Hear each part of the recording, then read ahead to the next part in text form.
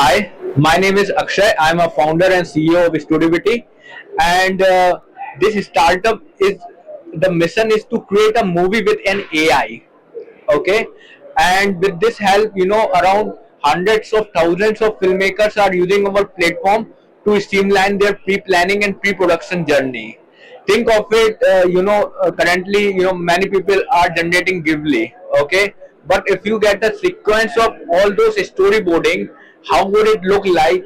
Then it would easier for the creators to pitch their concept for the directors, producers, arrange the finance, and create a blockbuster movies, web series, and all. And yeah, and this I came here in the Mahapum. Okay, we are incubated by I am Kasipur. I am from IIT Roorkee itself, and this is the innovations that we bring it to the world. And currently, we are the leading player in this industry. Mahakumbh has given me an immense pleasure to connect with other people, startup investors, those who come to our pod, and we have also built many connections. Some of them are also foreigners, those who visited our pod and they are really interested in our startup. So yeah, it's a wonderful journey being here, and I feel lots of entrepreneurs have to visit here for the networking, and they also find lots of colleagues here. So thank you so much. I feel like our young generation is very passionate about driving things, education. India have the power. India is an IT hub, so they have a talent, resources, each and everything. Just they want a direction, mentorship support, and a financial aid. So it will really helping them with this environment, and what government, Indian government is doing.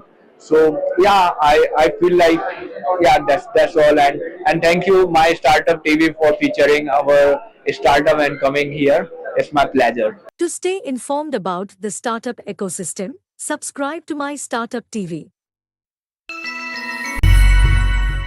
So myself Ankit Agarwal, I am representing Samaj.ai. We are into video analytics, as you can see. So we have a large customer base, and we are primarily solving out the problems for national highways authority of India. So in terms of, you can see the client base presently we are catering, that is national highways, the tunnel division, the enterprise security, and this, as you can see, we are detecting the number plate of the vehicles with the speed and getting the challans. We are thankful for the government to help us give the opportunity to start to exhibit our showcase event. To stay informed about the startup ecosystem, subscribe to My Startup TV. Ankur Dhanuka. I am a founder of Keen Edge Technologies. We are a Bangalore-based AI product studio. At the moment, we have 7 product exposures in areas like construction, tech, education, HR, learning and development. And I am at the Startup Mahakumbh 2nd edition 2025 to explore what AI world has to offer. And I'm seeing folks over here making so many things in AI, forming collaborations. Absolutely, I see a lot of fast moving trends happening, especially in the Indian ecosystem. We are a developer community out here in India, and which will make for the world. So, for example, we are making one of the use cases as niche LLMs for the education sector. So, people who are developing, they need to actually take this long shot as well. Not just make something in 3 to 4 days and call themselves as product. We need to think big. That's how the Indian ecosystem will start to impact the world. And at the same time, a message to all folks in my ecosystem, my fellow founders or developers: distribution is going to be the moat. So you need to look at distribution, not just the building part of it. And guys, speed is the killer over here. If you are not up to speed, you will become a dinosaur very soon. That's my message. To stay informed about the startup ecosystem, subscribe to My Startup TV.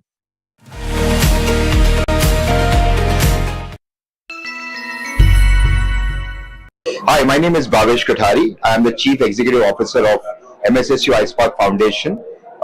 Section 8 company by Ratan Tata Master State Skills University, supported by MSINS. We have around 40 odd startups that we have incubated over the past 6-7 months. And out of that, we have been able to bring around 15 startups to the Startup Mahakumbh 2025. I think this is truly a Mahakumbh in its sense, because कुंभ के मेले में आप खो जाते हो, वैसे यहाँ पे स्टार्टअप महाकुंभ में आप खो जाओगे. इतना इनोवेशन है, इतना पैशन है, इतना एनर्जी है. One of the beautiful parts about the Startup Mahakumbh is that there is a 40% representation of women-led founded startups, जो कि एक अपने आप में एक बहुत बड़ी बात है. With the kind of energy for the past 3 days, the kind of engagement for the past 3 days, I think it's phenomenal. ये सच में ये एक महाकुंभ है, and we are hoping that this is going to go much more larger, much more bigger, and where we will have global startups coming here and engaging with the local startup community. I think ये एक बहुत बड़ी community बन जाएगी. And kudos to our Honorable Prime Minister Shri Narendra Modi ji, kudos to Shri Piyush Goyal ji, kudos to DPIIT and Secretary and Joint Secretary sir, and to the entire organizing team of DPIIT. Special thanks to Mamta Venkatesh ji from Axel for helping us bring around 15 startups from our cohort to this particular Mahakumbh and culminate and help them nurture and grow. I think one last message to all the entrepreneurs: keep hustling, keep innovating, and make sure that you make India a proud country and take it to the global level. So all the very best, and look forward to again meeting you at Startup Mahakumbh 2026. Thank you so much. To stay informed about the startup ecosystem, subscribe to My Startup TV.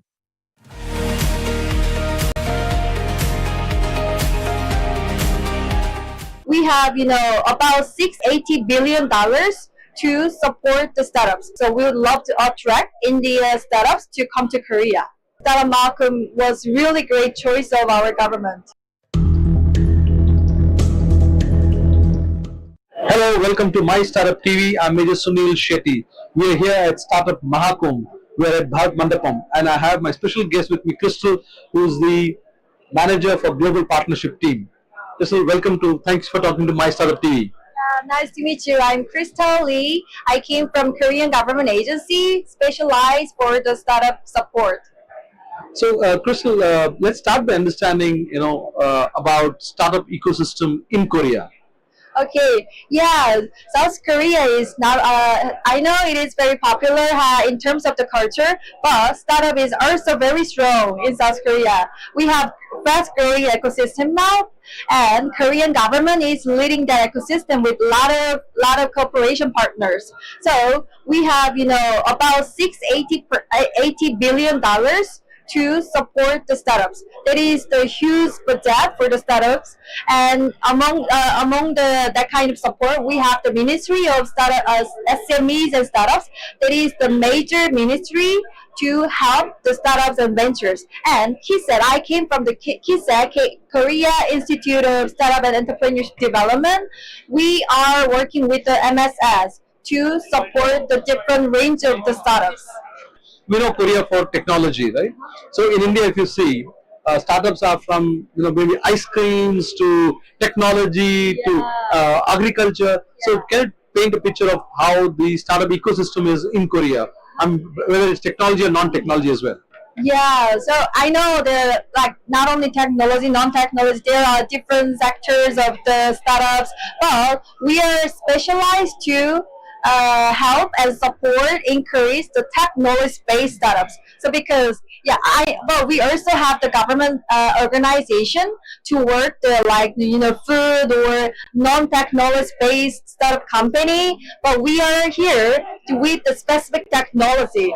So that's why we are here with AI, smart city, healthcare, that kind of deep technology startup company we brought to Startup Mahakumbh now. And when you talk about the integration between Korean startup ecosystem and Indian startup ecosystem, could you talk talk about that a bit.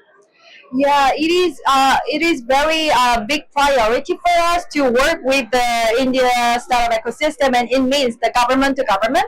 So that's why last year we also had similar event like Startup Malcolm. It is called Come Up. We had the delegation from the India government.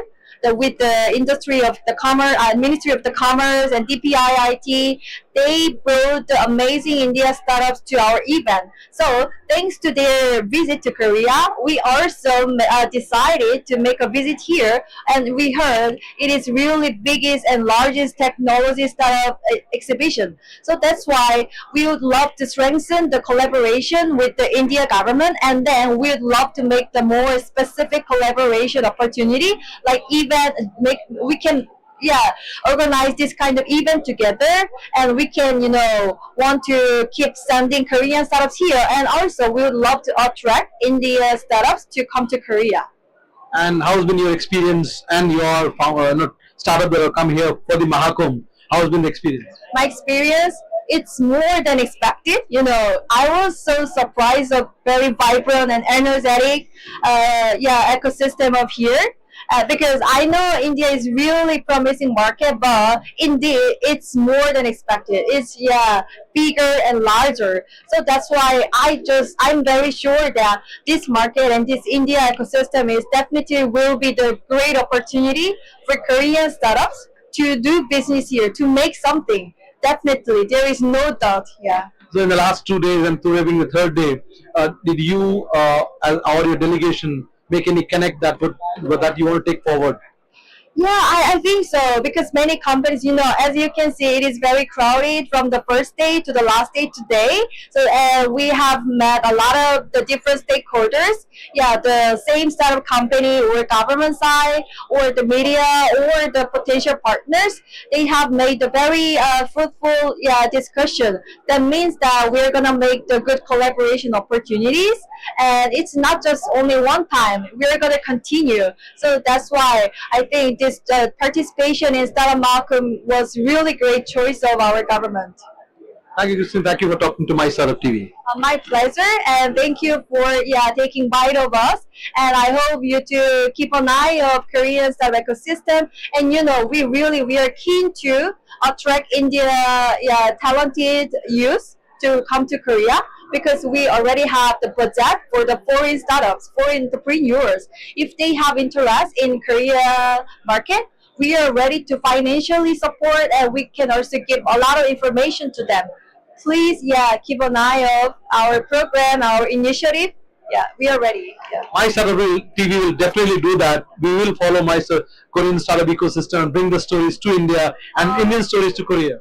Yeah, of course, definitely. I'm gonna share the startup market and India startup ecosystem to South Korea, so that we can make more chances to exchange and interact each other. Yeah. Thank you. Thank you for talking to us. Appreciate it. Danyaswan.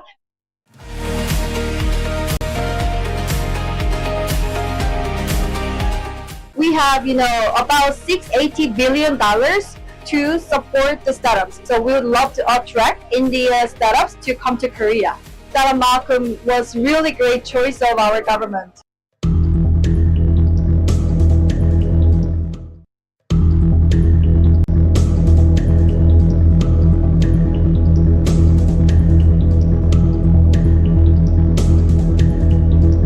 So thank you for having me. I'm Pooja, and I'm here on behalf of Blockchain for Impact.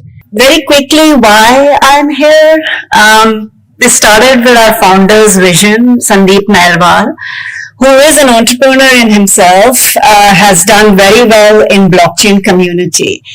And what happened during COVID kind of triggered him to contribute towards this mission, where we want India to be proactive, India to become more global leader in healthcare solution than what we had to see during COVID.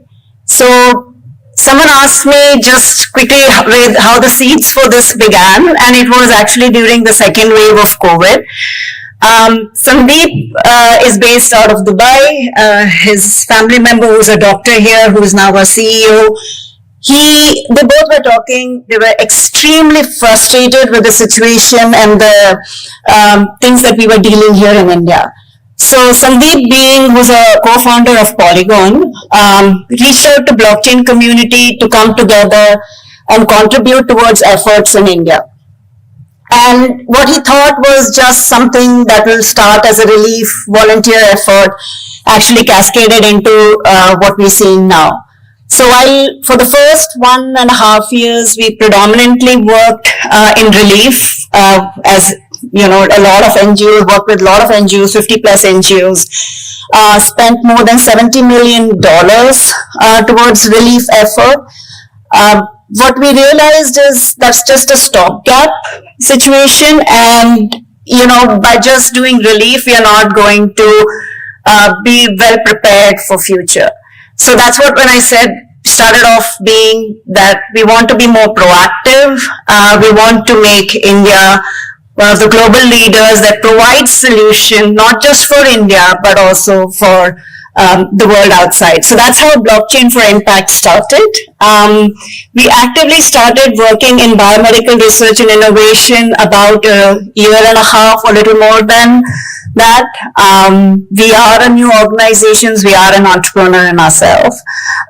We have decided that the best way for us is also to partner and learn with experts. So that's why here we formed this BFI Biome Virtual Network Program, where we have partnered with institutes like CCMB, as Dr. Vinay said, incubators like AICC, CMB, and I'll just briefly mention all our partners. The idea is to nudge translational research. What we want to do is encourage entrepreneurs, researchers in academia also to take their product along the translational journey. Whether they decide to license it out, whether they decide to take the whole product in the market by themselves, that is up to them. But we want to help them in that journey. We want to be the catalytic funder that encourages that nudge. So that's how we started. We also have another program, a call that is open for doctors. So this is also to bring in doctors-led translational research. We have BFI Biome Samarth call that is open so that doctors can give projects, translational research projects under that. The call is until end of Feb. And where we come from bringing these different sectors is again the learnings from COVID. We realized that we develop solutions much faster when different sectors work together. And that is our vision with BFI Biome. We want to bring academics, we want to bring entrepreneurs, startups, incubators, people who know what they've been doing well, what is working in the ecosystem, and the medical sectors together with policy and regulatory, so that we can push the whole ecosystem towards translation of their research into products, and then make these products accessible for the people in India. So that is our aim. We are actually very flexible funding organization. As of now, we some of the things that we want to do is relieve the stress. So we park the funding upfront, usually with the institutes and incubators, so that the funds are available, there is no stress. And with our medical sector. So we have already formed partnership with AIIMS Delhi. We are in the process of few other medical INIs, and like I said, there's another call. So that is our intention. That is what we're doing. These are our partners all across India. We have 5 incubators, 8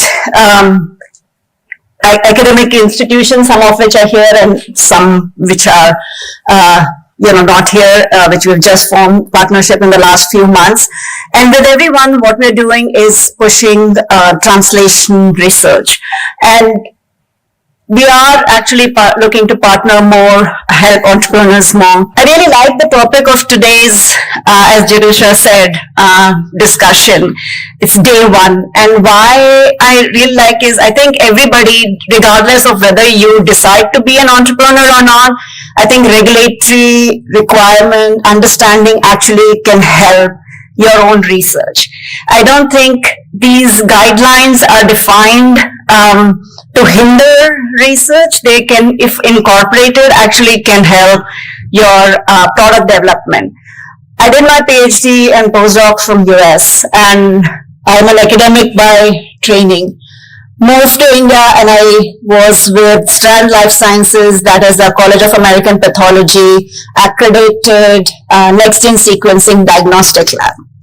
When I was in US, I won't say where, PhD or postdoc, we all did our research, and every time we had to do a PCR, we had our favorite wells that we wanted to put our PCR tubes in. I don't know how many of you can relate with it. But can you really imagine when you're doing diagnostic, when your report that is going out to patient, where they're making decision on therapy, where they're making decision on whether to continue with family planning or not, based on what rare disorder may exist in the family. Can I take that risk to do maybe today my PCR work and tomorrow it doesn't? And I think, frankly, now that I've learned, transitioned, rewired my thinking, I feel that had I known about the regulatory requirement, all the compliances, and I'm just talking from diagnostic point of view, right, in different aspects that we're doing, I feel my research would be more productive, more efficient.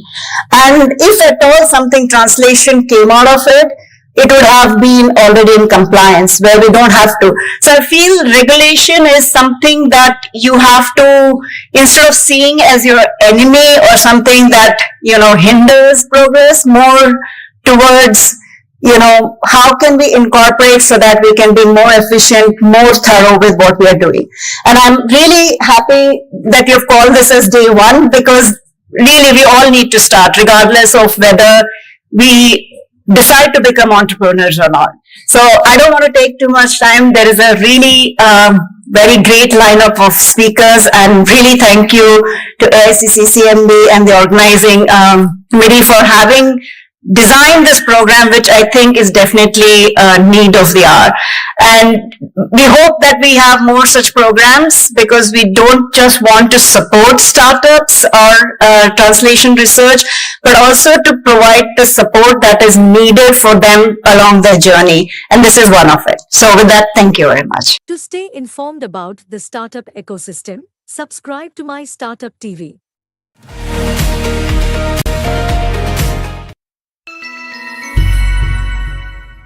Hi, this is Lavina here from MyStartup TV. May I know your name and what does the company do?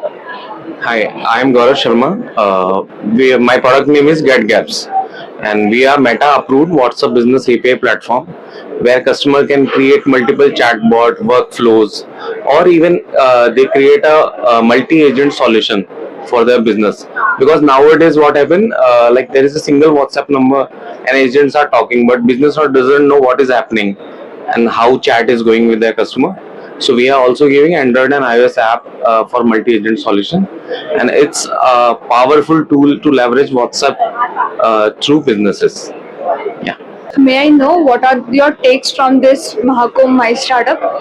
Okay, being in this Startup Mahakumbh, we are one of the winner of Startup Maharati Challenge, and we are getting 1 lakh rupees grant from government, and it's a very useful grant. We are getting recognition, and we will use 1 lakh rupees for our marketing purpose as well. Thank you so much, Startup Mahakumbh. To stay informed about the startup ecosystem, subscribe to My Startup TV.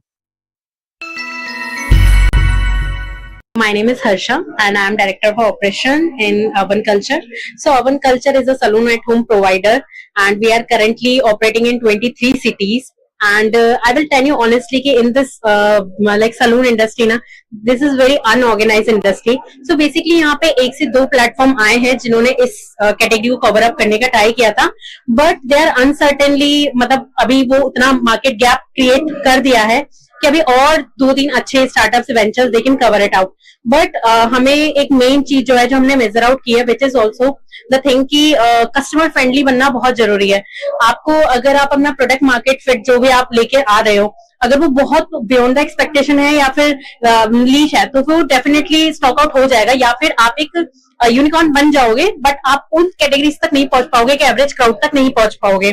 तो basically हमने उस market gap को cover किया है, जिसमें कि आपके सबसे पहले आता है बजट। डेफिनेटली आजकल लोग 10 मिनट में ऑब्वियसली चाहते हैं कि हमें पिज्जा भी मिल जाए, राइट। सो डेफिनेटली सलून एक ऐसी चीज है कि गर्ल्स के लिए तो डेफिनेट मस्ट ओवर थिंग है। लेकिन सबसे ज्यादा फेस क्या होती है प्रॉब्लम्स गर्ल्स को, कि जब हम किसी भी सलून कैटेगरी में जाते हैं या किसी अच्छी सलून में भी जाते हैं, तो आप एक सर्विस को होती है ना, उसको एक कंफर्टेबल जोन में नहीं ले पाते हो। गर्ल के लिए वेरी वेरी मतलब सिक्योर कह लो या फिर कुछ भी फीलिंग कह रहे हो, it is very outburst thing कि अगर वो एक अच्छी सर्विस उसको मिल जाए। सो बेसिकली हमने हाईली ट्रेन्ड जो हमारे पार्टनर्स हैं उन्हें हमने हाईली ट्रेन्ड बनाना है इस फील्ड के अंदर, not by providing the practical knowledge but providing them the utter theoretical knowledge. Because आपकी सलून में जाते हो सबसे ज्यादा आप क्या फेस करते हो कि मैम ये ले लो, मैम ये ले लो, मैम ये ले लो, like that thing we encounters. But yes वो सर्विस तो एक्चुअली डिस्कार्ड हो जाती है आपकी, उससे चली जाती है सर्विस, तो पता ही नहीं चलता कब हुआ। सो ये एक जोन है जिसे हमने ट्रिगर आउट किया। लेकिन कई बार कस्टमर्स खुद बोलते हैं कि यार मेरे को ये प्रॉब्लम है, so how should I figure it out. तब आप क्या बोलोगे, तब आप कुछ भी बोल के आ जाओगे। सो इस प्रॉब्लम को कैटर करने के लिए इन द डिफरेंट एरियाज हमने हमारे पार्टनर्स को न केवल ओवरऑल जो प्रैक्टिकल थी, ऑब्वियसली दे आर एजुकेटेड, क्योंकि जो पार्टनर्स हैं वो डेफिनेटली वो सलून बिल्डर से ही आए, जहां पे आप सर्विस लेते हो वहीं से आए, डेफिनेटली वही वेमेंस है, बट उनको एजुकेट करना इज मस्ट प्रायोरिटीज। सो वो क्राइटेरिया को हमने कवर अप किया है कि वो जो कवर अप है उसको हम कैसे करें, ना केवल हम प्रैक्टिकल में करें, थियोरेटिकल में हम इतना एफिशिएंटली करें कि हम उन्हें एबीसी से लेकर पूरे बेसिक से लेकर उन्हें एक एडवांस तक लेके जाए। तो इट्स अ 1 मंथ कोर्स हम उन्हें प्रोवाइड कराते हैं। ऑनलाइन हमारी खुद की ही टीम है जो बिल्डअप कर रही है। So I can say proudly in India like we are the first like company जो ऑनलाइन इतने सारे सिटीज में कवर अप कर पाई है। यस, क्योंकि मोस्टली वेंचर्स ने अपने ऑफिसेस खोले हैं जो बहुत ही हसल होता है, विमेंस को ऑफिस जाना, वहां पे फिर वहां से वापस आना, मॉडल्स को लेके जाना, दे आर वेरी कॉस्टली, क्योंकि एक मॉडल को लेके जाना, उसका खर्चा, खाना पीना, यू कैन सी दैट बहुत कॉस्टली होता है। तो वो चीज को हमने कवर अप किया है। So in terms of that as Satyendra Meena is saying कि women empowerment, yes, so we are also leading on that path also कि हम उन women's को प्रायोरिटी दे रहे हैं जो लोग लिटरली घर से मतलब आउट नहीं कर पाते हैं, पर still they want to earn money, so they can do that by us. And so my message for youngsters कि जब आप किसी भी चीज में काम कर रहे हो या किसी भी फील्ड में आप ऑप्ट आउट कर रहे हो, किसी भी चीज को आप देख रहे हो, तो जस्ट ऑब्जर्व देम क्लोजली। क्योंकि कई बार क्या होता है, जैसे कि अमन गुप्ता सर ने अभी ऑडिटोरियम में कहा था कि अगर आपके पास अपना खुद का आइडिया नहीं है तो just find out the best idea which can be suited for you. अगर आपने वो आइडिया ढूंढ लिया जिसके ऊपर आप सूटेबल हो सकते हो, तो anyways the success is yours, क्योंकि it's not about who comes first, it's about who like market value the first. So like my message is from that only. Thank you so much my story, and I would like to very appreciate for your team as well, because I've seen many videos overall. So yeah, thank you so much for giving us a chance. To stay informed about the startup ecosystem, subscribe to My Startup TV. काफी बच्चे बहुत दूर से भी आते हैं, so basically they can't just be available in seconds. So हम उनको वर्चुअल टूर्स भी अवेलेबल कराते हैं जहाँ पे उनके लिए काफी इजी रह जाता है कि घर बैठे ही वो हॉस्टल देख सकते हैं अपना। Other than that we have something like we give cashbacks. आप देखते हैं कि हॉस्टल बुक करते टाइम पे बच्चों को काफी सारे ब्रोकर्स भी अप्रोच करते हैं कॉलेज से निकलने के बाद या कुछ भी। We have 0 brokerage available on our app. Like आपको कोई भी पेमेंट करने की, कोई भी एक्स्ट्रा चार्ज देने की कोई जरूरत नहीं होती है। So that's us. थर्ड भाषा में बोला जाए तो जब भी बच्चा घर से बाहर निकला है उसको कैसे घर जैसा एक हॉस्टल मिल गया। To stay informed about the startup ecosystem, subscribe to My Startup TV.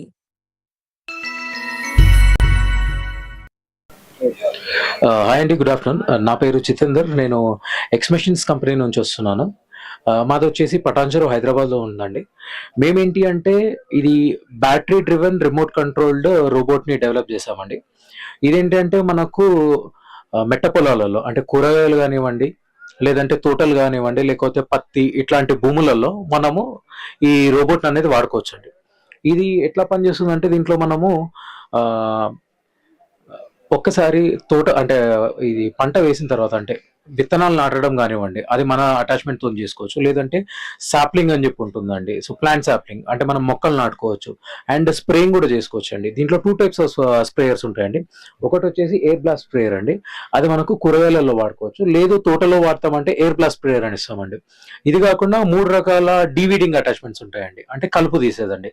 ఒకటి రోటావేటర్ అటాచ్మెంట్.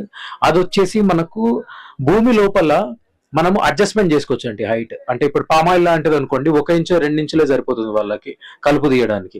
లేదనుకోండి తోటలనుకోండి మామిడి తోట గానివ్వండి, నిమ్మకాయ గానివ్వండి ఇట్లాంటి దాంట్లలో మనం 3 ఇంచుల వరకు కలుపు తీస్తాం. అది మనం హైట్ అడ్జస్ట్ చేసుకొని ఆ రోటావేటర్ నుంచి కలుపుననేది భూమి లోపల ఉన్న కలుపంతా తీసుకోవచ్చు. అది కాకుండా మన దగ్గర బ్రష్ కట్టర్ ఉందండి. దాన్ని మనం గ్రాస్ కట్టర్ అంటాము. అదేంటి అంటే మనము తోటలలో గానివ్వండి, కూరగాయలలో గానివ్వండి మనము ఎక్కువ శాతం భూమి మీదున్న కలుపుని తీసుకోవడానికి ఒక యూనిఫార్మ్ సైజ్‌లో ఒకటే లెవెల్‌లో మనం గడ్డిననేది కట్ చేసుకోవచ్చనమాట. ఇంకొకటి కల్టివేషన్ బ్లేడ్ ఉంటుంది. ఇది భూమిని లెవెల్ చేస్తుందండి. స్ట్రెయిట్‌గా, నీట్‌గా చేస్తుంది. ఇవి కాకుండా మన దగ్గర చూడండి ఇంకా ఆగర్ బిట్ అని ఉంటుందండి. అంటే తోటలలో మనం పెద్ద పెద్ద చెట్లు నాటుకోవడానికి ఒక 3 ఫీట్ల డెప్త్ వరకు, 1 ఫీట్ విడ్త్‌లో మనం ఏదైనా చెట్లు నాటుకోవడానికి ఆగర్ బిట్ కూడా వాడుకోవచ్చు. అది కాకుండా మన దగ్గర కార్ట్ అటాచ్‌మెంట్ అని ఉంటుంది. ఒక్కసారి మనం పంట పండిన తర్వాత అది మన తోట నుంచి ఇంకొక ప్లేస్‌కి తీసుకెళ్ళడానికి అది వాడుకోవచ్చండి. దాంట్లో మనము ఒక 500 కిలోల వరకు దాంట్లో కూరగాయలు గానివ్వండి, ఏదైనా గానివ్వండి వేసుకొని మనం ఈజీగా ఒక ప్లేస్ నుంచి ఇంకో ప్లేస్‌కి మనం తీసుకెళ్ళిపోవచ్చండి. ఇది మొత్తం మనకు బ్యాటరీతోని రన్ అవుతుందండి.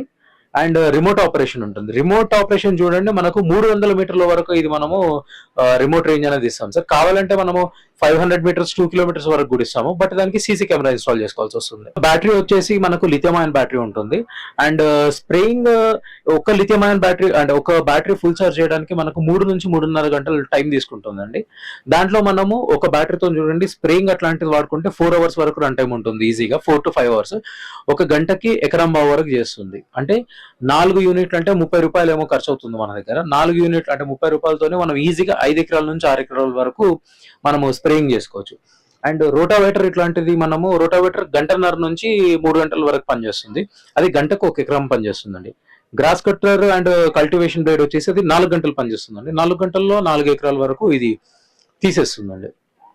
సో ఇదొచ్చేసి ఎవరైనా కొనుక్కోవాలనుకుంటే మీరు ఎక్స్‌మెషిన్స్ వెబ్‌సైట్ ఉంటుందండి మాది. దాంట్లో మా మొబైల్ నంబర్ ఉంటుంది. దాంట్లో చూడొచ్చు. అండ్ మీరు ఫేస్‌బుక్, యూట్యూబ్, ఇన్‌స్టాగ్రామ్, గూగుల్ అన్నిట్లో మాది ఉంటుంది. మీరు ఎక్కడికన్నా వెళ్లి విజిట్ అవ్వచ్చు. లేదు అనుకుంటే నా మొబైల్ నంబర్ వచ్చేసి 9381165438 అండి. దీనికి మీరు కాల్ చేసినా, వాట్సాప్ చేసినా నేను మీకు డీటెయిల్స్ అన్ని షేర్ చేస్తాను. To stay informed about the startup ecosystem, subscribe to My Startup TV.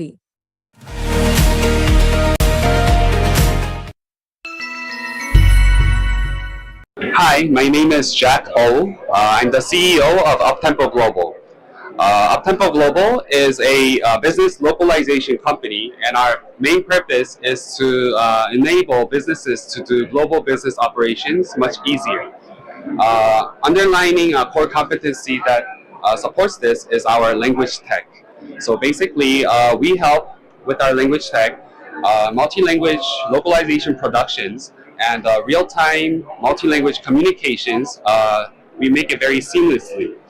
So perhaps you're a media company and you have tons of videos that you want to translate into 20 languages, but you don't have the time and resource to do everything. That's where we come in. We make it very efficient and very high quality consistency. These standards are all met because we incorporate human expertise along with the AI technology so that it is optimized specific to your requirements.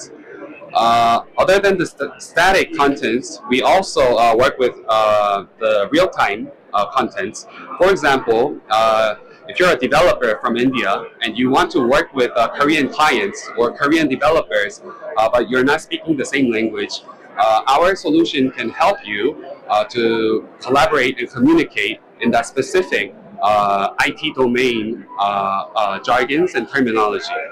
So from static to dynamic, we're able to help you localize the contents with ease.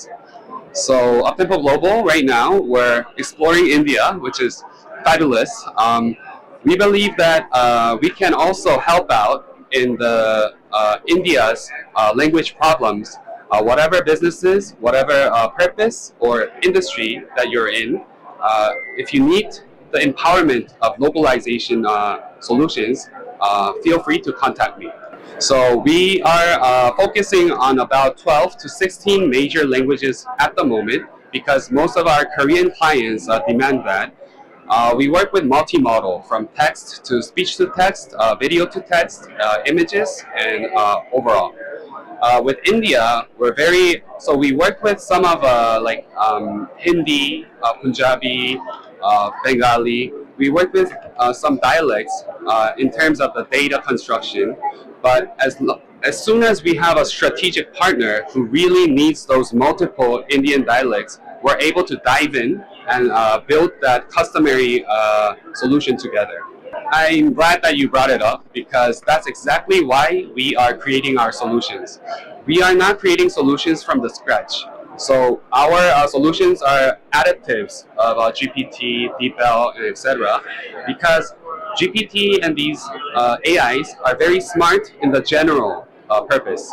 So if you regard them as a general and broad purpose, we're able to enhance, fine-tune those GPTs or those DeepLs into the domain specifically that is needed. So we are like an add-on, we're like the wings of GPT and DeepL. Thank you so much. To stay informed about the startup ecosystem, subscribe to My Startup TV.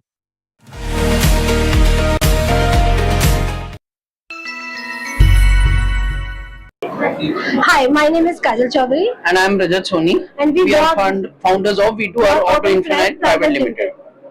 So basically in this company we are targeting automobile aftermarket. It's an auto tech platform which we are building.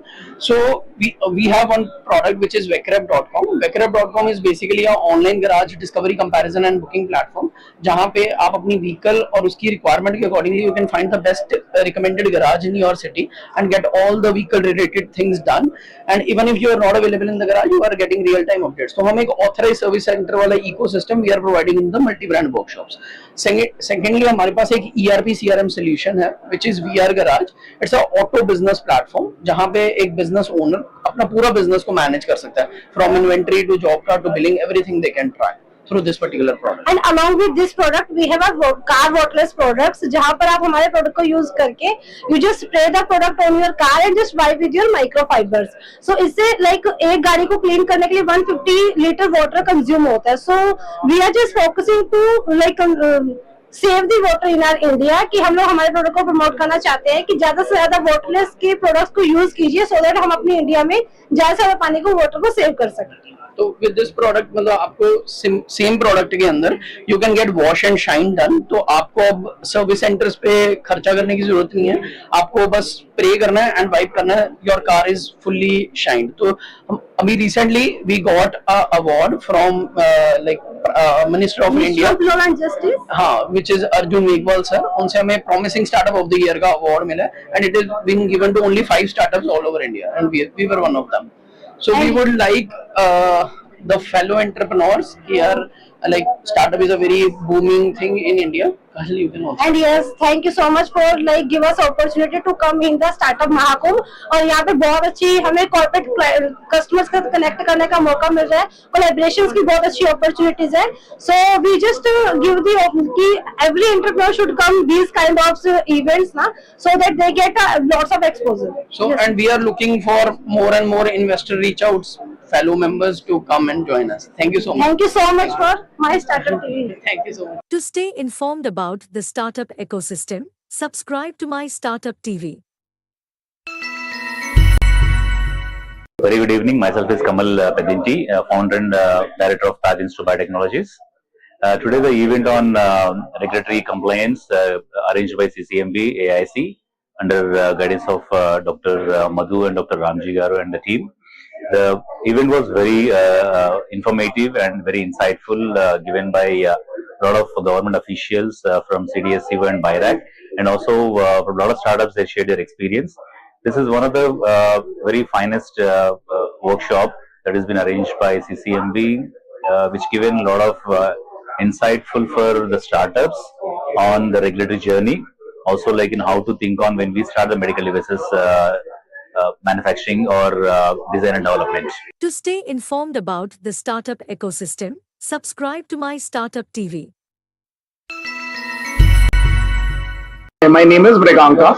We are from Mumbai and I'm the founder of Voice, and our company is basically focused on providing a platform to independent regional musicians to directly reach a wider audience and get their sound stream directly to them, so that we can enhance and make the regional music of India more accessible to the public of India. The first thing is that this was our first opportunity of being at a startup event, so our expectations are about being able to get to know people better, create some awareness about our product, and most importantly make our product reach the people of India so that they can enjoy the music, and also learn from our fellow founders over here and mentors that we can associate with to know how we can grow our business to a better and scalable level. To stay informed about the startup ecosystem, subscribe to MyStartup TV.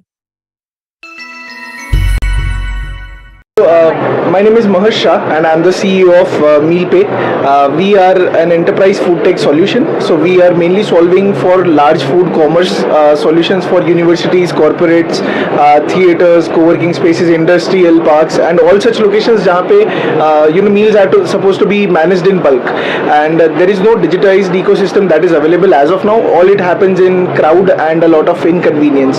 So what we are doing is we are deploying a complete tech ecosystem which includes a mobile application as well as a vendor app to manage all the orders, to manage the kitchen orders, inventory, everything. And at the same time, you get a discovery platform and ordering platform for your local campus. So all your digital canteens, mess, all of these are included. We also have a hospital product where the patients need to have a system to, according to their diet, according to their therapeutics, they are able to order food and get a variety of options than just the bland regular food that they are getting. So we are also providing a patient ordering and patient meal planning system within that, which is called the MealPay Med Meals, which is another product that we have in the same line. So we are a horizontal SaaS building for industrial locations and solving for food commerce. To stay informed about the startup ecosystem, subscribe to MyStartup TV. అందరికీ నమస్కారం. నా పేరు మాన్సా. నేను Prajwal pharma producer కంపెనీలో producer unit manager గా చేస్తున్నాను. ఇక్కడ ఈ రోజు మేము షాయింపేట్ మండలం నుంచి మరియు రేగొండ మండలం నుంచి 60 మంది రైతులని తీసుకురావడం జరిగింది. ఈ రోజు ఇక్కడికి వచ్చిన ప్రతి ఒక్క రైతులకి మరియు స్టార్ట్అప్ వాళ్ళకి మరియు ఇక్కడ ప్రోగ్రామ్ కండక్ట్ చేసిన ఆగ్ హబ్ వాళ్ళందరికీ ఉదయపూర్వక ధన్యవాదములు. ఫస్ట్ ఇక్కడికి వచ్చి మేము నేర్చుకున్నది ఏంటంటే ఏమేమి న్యూ టెక్నాలజీస్ ఉన్నాయి అగ్రికల్చర్ లో. ఇప్పుడు కొత్త టెక్నాలజీస్ ఏమి వస్తున్నాయి. పూర్వకాలంలో వ్యవసాయం మేము చేస్తూ ఉండే వాళ్ళం కాబట్టి ఇప్పుడు ఫర్ ఎగ్జాంపుల్ తీసుకుంటే ఇప్పుడు డ్రోన్ టెక్నాలజీ. ఈ డ్రోన్ టెక్నాలజీ అనేది ఏంటంటే మనకి వ్యవసాయానికి ఎంతో ఉపయోగకరమైనది. ఈ డ్రోన్ టెక్నాలజీలో మనం తెలుసుకోవాల్సిన విషయం ఏంటంటే ఈ డ్రోన్ టెక్నాలజీ ద్వారా మనకి లేబర్ కాస్ట్ అనేది ఫార్మర్స్ కి లేబర్ కాస్ట్ అనేది తగ్గుతుంది. ఇంకొకటి ఏంటంటే మనకి టైం కన్సంప్షన్ అనేది కూడా పెరుగుతుంది. ఇప్పుడు నార్మల్ గా ఫర్ ఎగ్జాంపుల్ ఒక ఫార్మర్ ఒక ఎకరానికి స్ప్రే చేయాలి లేదంటే 2-3 acres కి స్ప్రే చేయాలి అనుకుంటే ఒక మాన్యువల్ గా ఒక ఉమెన్ ఆర్ లైక్ ఉమెన్స్ ఎవరైనా స్ప్రే చేస్తుంటే వాళ్ళకి ఒంటి మీద అధికంగా బరువు ఉంటది. ఇంకొకటి ఏంటంటే మనకి ఇప్పుడు నార్మల్ గా విలేజెస్ కి వెళ్తేనేమో మనకి లేబర్ అనేది షార్టేజ్ ఉండడం జరుగుతుంది. ఈ షార్టేజ్ లేకుండా కూడా మనకి డ్రోన్ టెక్నాలజీ అనేది మనకు ఉపయోగపడుతుంది. ఇంకొకటి వచ్చేసి చిన్న మినీ ట్రాక్టర్ లాంటిది మాకు ఇక్కడ విజువల్ గా చూపించడం జరిగింది, చెప్పడం జరిగింది. ఈ ట్రాక్టర్ వల్ల ఏంటంటే మనకి అగ్రికల్చర్ లో మేజర్ గా ఇరిగేషన్ ప్రాబ్లమ్స్ కూడా జరుగుతున్నాయి. ఈ ఇరిగేషన్ ఫెసిలిటీస్ అనేవి మనకి చాలా ఇబ్బందులు కలుగుతున్నాయి. అంటే ఇరిగేషన్ పారించాలి అన్నా గానీ నార్మల్ గా అయితే మనకి టైం కన్జ్యూమ్ అవుతుంది.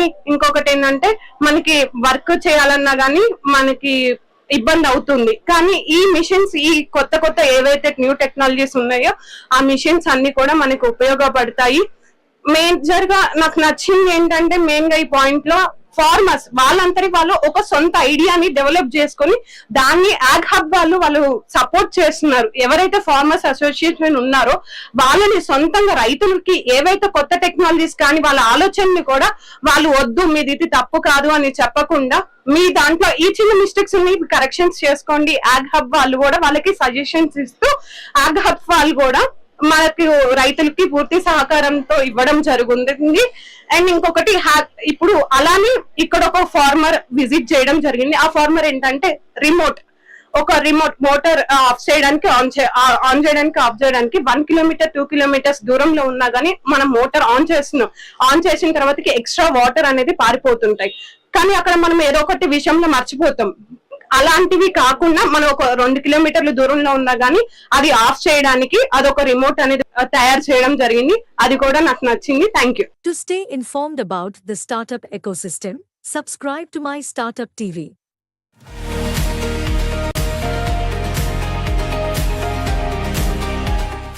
More than 4 million Indian investors and employees on UAE. Today, SRTI Park, we are supporting the startups and we're surprised with the numbers. We consider them, they are part of us and we are part of them.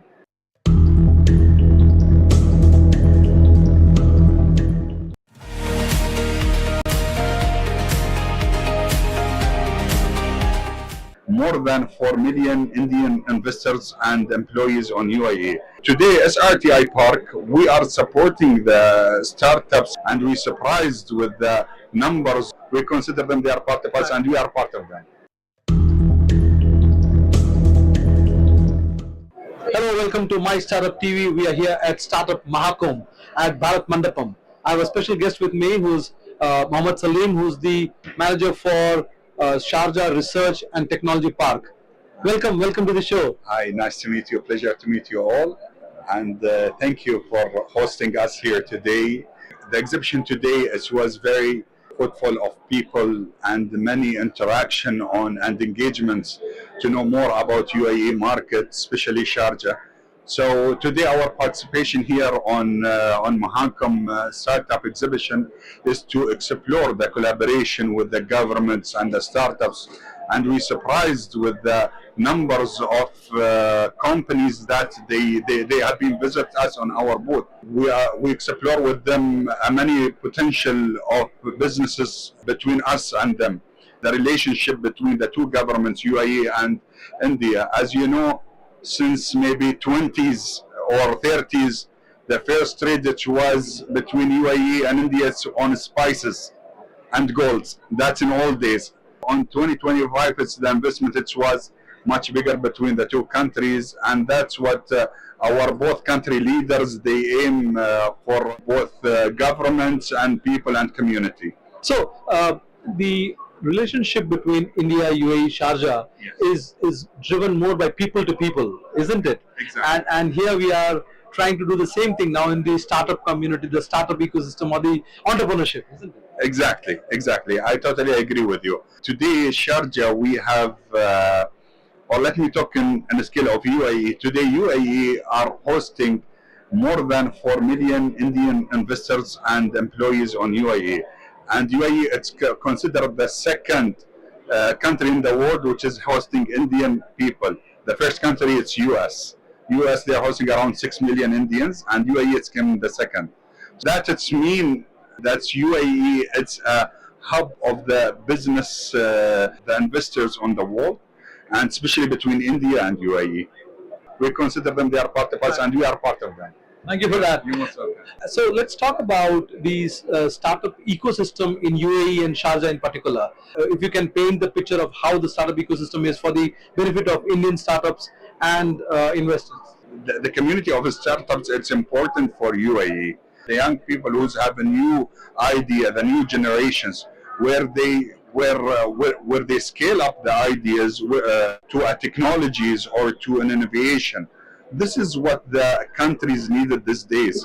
Today, SRTI Park, we are supporting the startups on in the engagement between with the governments and with the academia. So, if I will describe this RTIP today, we designed this RTIP to create a triple helix between the academia, government organization, and the private industry, especially with the startups, to create and initiate and innovate a new technology to be issued from these spots of land. And the big advantage for SRTIP today on Sharjah that we are located on the middle of the university city, where there is more than 22 institutions, more than 47,000 students, more than 3,000 PhDs. So here where we commercialize the articles and the research for the startups and the students and the entrepreneurs itself to the market. And also we are supporting the startups that's to access our labs. We have around 4 to 5 different labs, which is robotic, AI labs, and VR and AR studios, and also the health tech labs. And we are definitely initiating more than these labs in the future.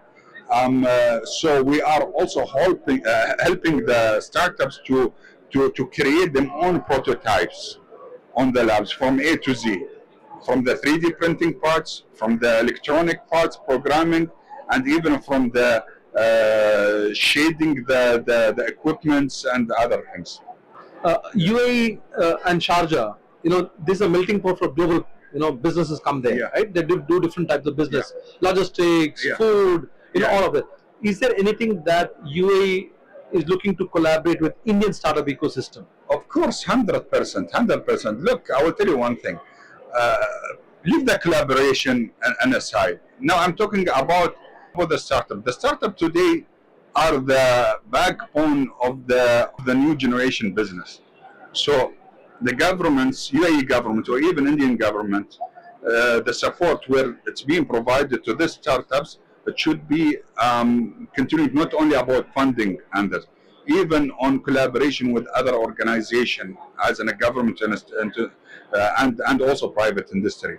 So UAE today, even with the vision of our leaders, as we are creating like accelerators and incubators organization to help the startups to promote them idea to the markets and to support them. Is there any specific sector that SLPAPI would be interested in, or UAE in general would be interested in? Yes, definitely. It's focusing more on the sustainabilities and many others. But on SRTIP, we are focusing on 4 main industry, which is healthcare, advanced industry, mobility logistics, and sustainability. And any interest from Sharjah and UAE in particular, in general, from investor community towards Indian startup ecosystem, from investment standpoint? Of course, 100%.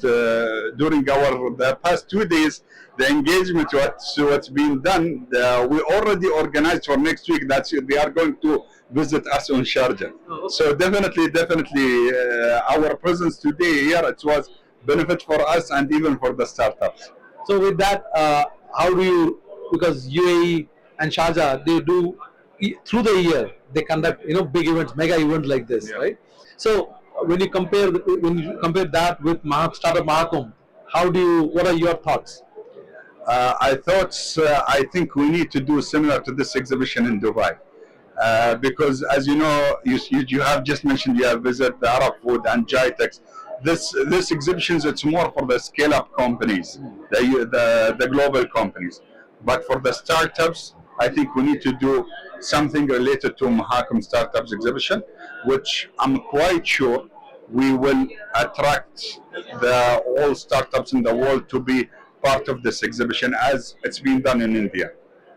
Thank you, Salim, for talking to MyStartup TV. Thank you very much. My pleasure. Thank you very much, and for your team. Thank you very much. Hi, myself Monica.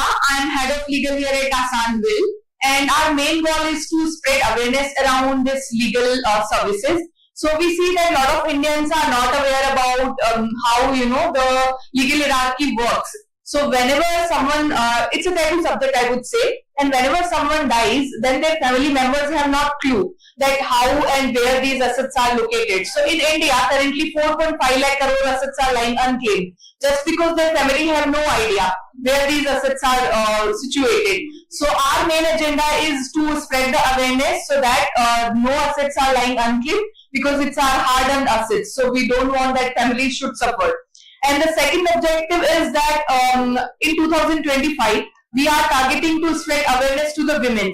So being a women entrepreneur, I just want that women who are having the self-acquired assets, they know that how the legal hierarchy works. So in India, the Hindu succession laws, which are governed by old 1956 Act.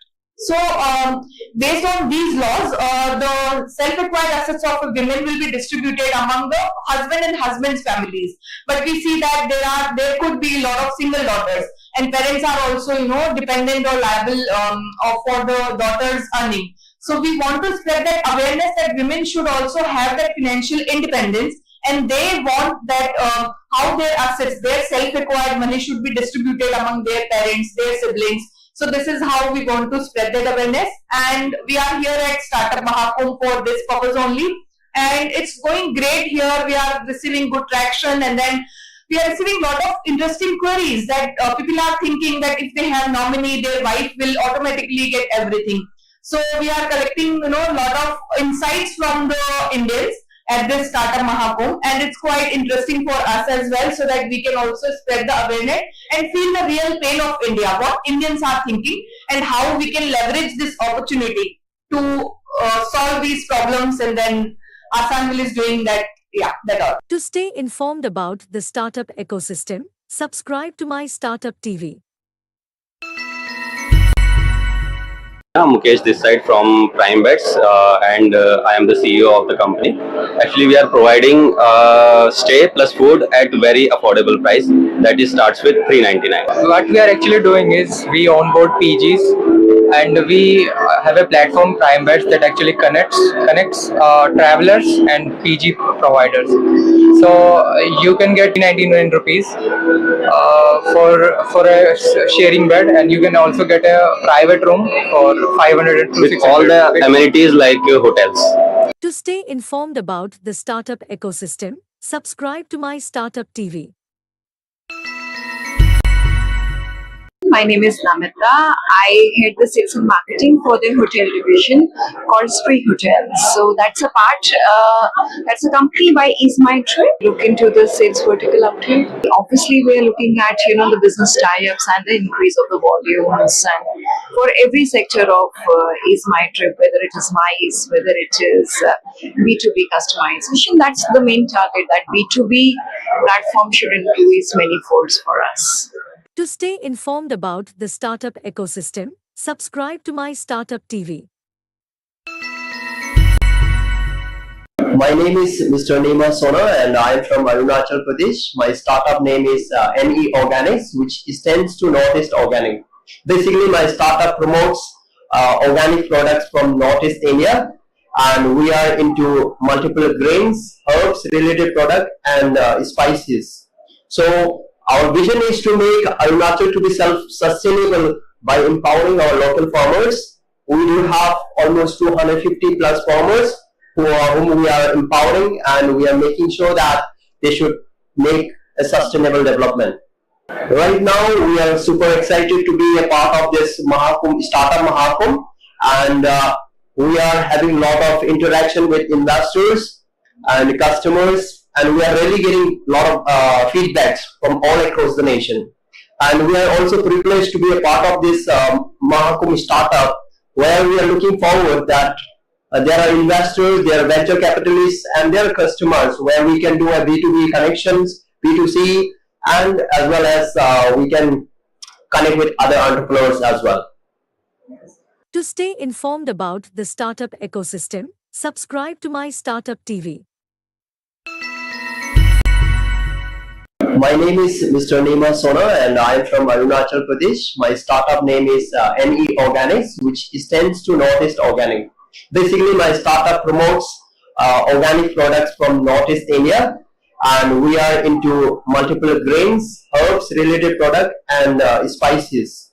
So our vision is to make Arunachal to be self-sustainable by empowering our local farmers. We do have almost 250 plus farmers whom we are empowering, and we are making sure that they should make a sustainable development. Right now, we are super excited to be a part of this Startup Mahakumbh, and we are having a lot of interaction with investors and customers, and we are really getting a lot of feedbacks from all across the nation. And we are also privileged to be a part of this Mahakumbh startup, where we are looking forward that there are investors, there are venture capitalists, and there are customers, where we can do a B2B connections, B2C, and as well as we can connect with other entrepreneurs as well. To stay informed about the startup ecosystem, subscribe to My Startup TV.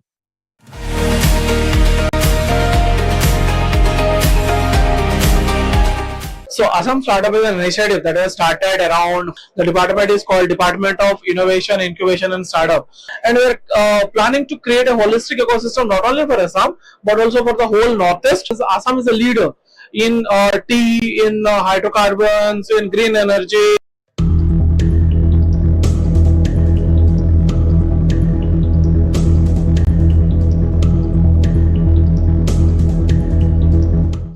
Hello, welcome to My Startup TV. I'm Major Sunil Shetty. We're here at the Startup Mahakumbh 2025 at Delhi Bharat Mandapam. I have with me Onkar Nath, who's the Chief Operating Officer of Assam Startup. So welcome to the show. Thank you so much. Tell us about Assam Startup, for the benefit of all the viewers out there. Yeah. So Assam Startup is an initiative that has started around 4-5 years. And right now we have created a separate department for startup in Assam. The department is called Department of Innovation, Incubation and Startup, to give a new way or create a new environment for the startup working in Assam and starting in Assam. The department is a vision of our Honorable Chief Minister Shri Hemanta Biswa Sharma, and he is leading the ministry, the department. We are trying to creating a holistic environment for the startup ecosystem in Assam.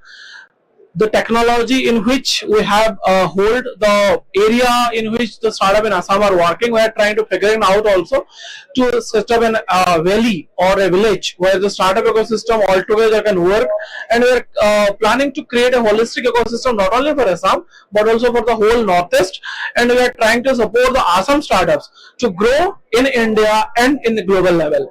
So that is one of the major, initiatives that I have taken recently. The department is for the last 10 days or 20 days, and we are here as a supporting state at Bharat Mahakumbh.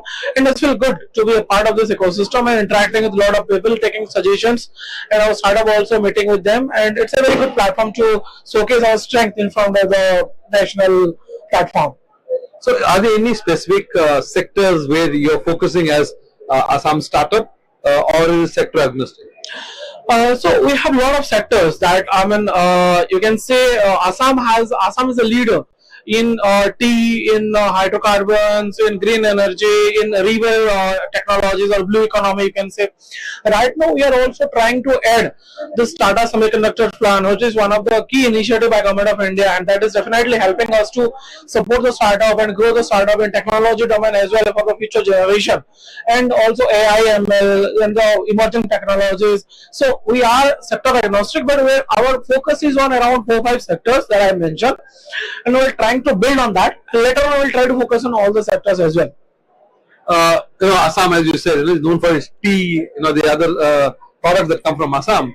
If there are entrepreneurs who are not based out of Assam or who are not locals, and they have something that they want to work on, and probably Assam happens to be their area of, or have the products, would they be able to benefit from your Assam Startup Initiative? So absolutely, they can be a part of it. But as you know, that all state government has certain rules and regulations to support the local talent.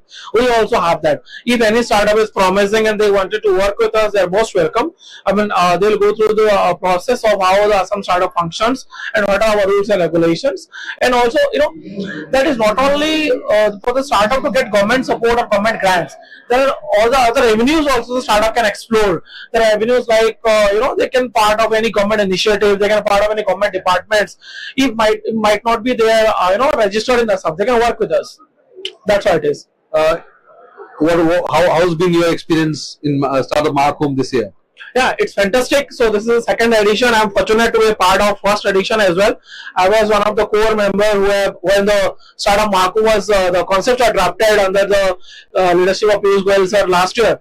And in my previous experience also, I was the program director at Ministry of Electronics and IT, and I set up stalls last year. And this year also it is very little more grander and little more, it's when we have taken a lot of halls apart from this one. So it's so nice to be here. And thank you so much. And this year also it's good, nice that you people are here to take our interviews. And this is so nice that the whole ecosystem is growing. And as a part of the startup ecosystem, feels immensely satisfying that everyone is talking about us.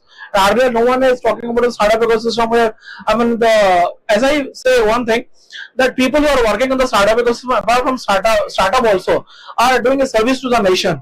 We have left our head teachers and everything and supporting the startup ecosystem, create a startup-based global economy or Indian economy. So yeah, that's a good, nice initiative, and it's best of luck to everyone here. You also talked about setting up a startup hub for the Northeast. Yeah. Could you throw some light on that? Yeah, so we are creating various, valley. So we are creating a valley. We are planning to create a valley where, that's a startup village where startup have everything from money, market, machines, mentorship, everything will be there. So they can all facilities are one place. So they can be a part of it. So and they can just any startup come to that place and they can do whatever they want. So we're covering all the life journey of startup at a single place. So that's the startup value we are creating. This is for the Northeast dedicated. Yeah, that is dedicated for everyone. But yeah, we are a part of Northeast, so Northeast is good. But at larger, it will be one of the ecosystem across India. That's what we are planning. So anyone can come to us and work with us. Thank you, sir. Thank you for being on the show. Thank you so much. To stay informed about the startup ecosystem, subscribe to My Startup TV.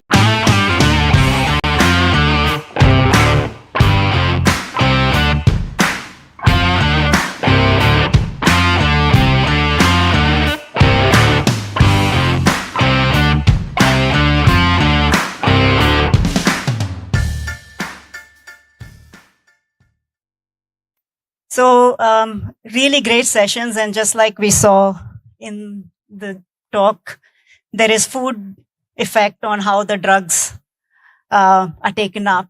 I'm sure there is food effect on how information is being taken up right now.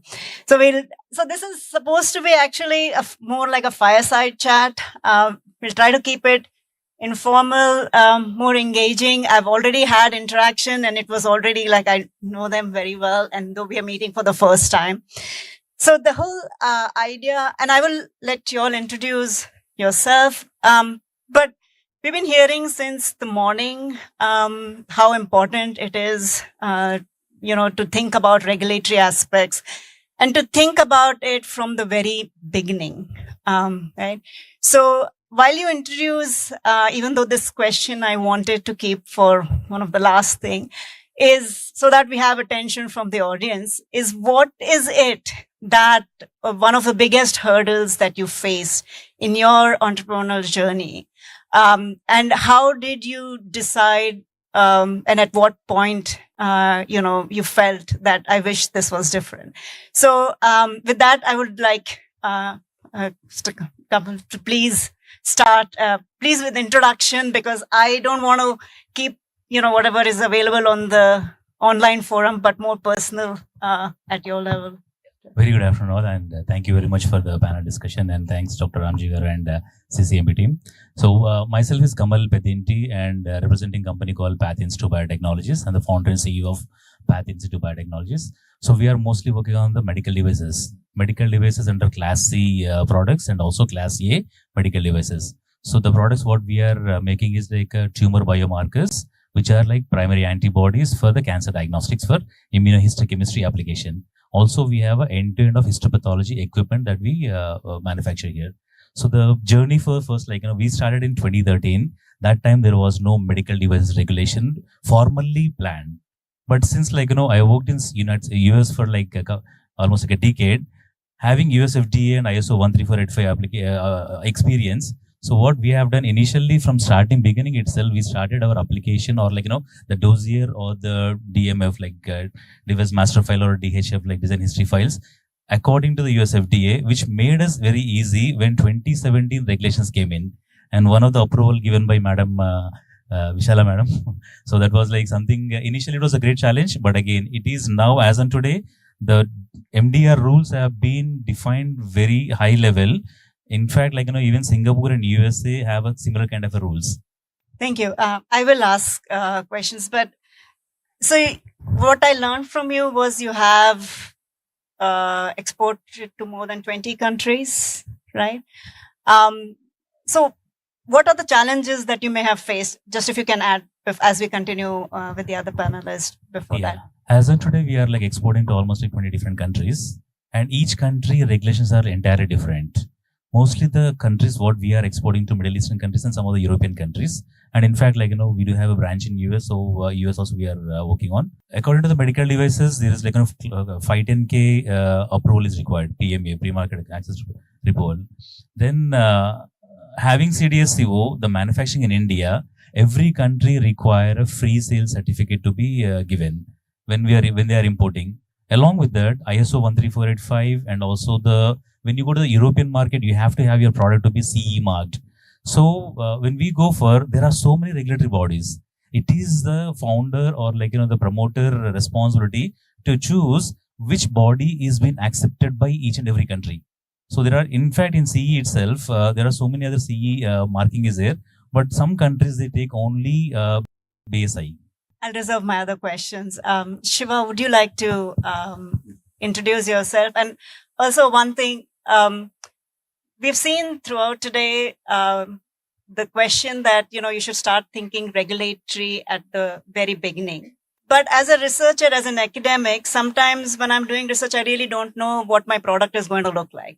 Did you face any challenge? Did you have to change gear? So after you introduce, if you can also say a little bit. Thank you for the opportunity, AICC, CMB, Ramji sir and other team. I'm Shiva. Educationally, I did my PhD in pharmacology. Alzheimer's disease was my thesis on. Before starting the company in 2016, I worked in IQVIA, pharmacovigilance, for 1.5 years. And then started this company in 2016, December. We are a deep science respiratory drug development company. So our product is antibiotic nasal spray for treating sinusitis. Say like there is no targeted nasal spray. You can find otrivins and fluticazones, mometazones, which are corticosteroids and nasal decongestants.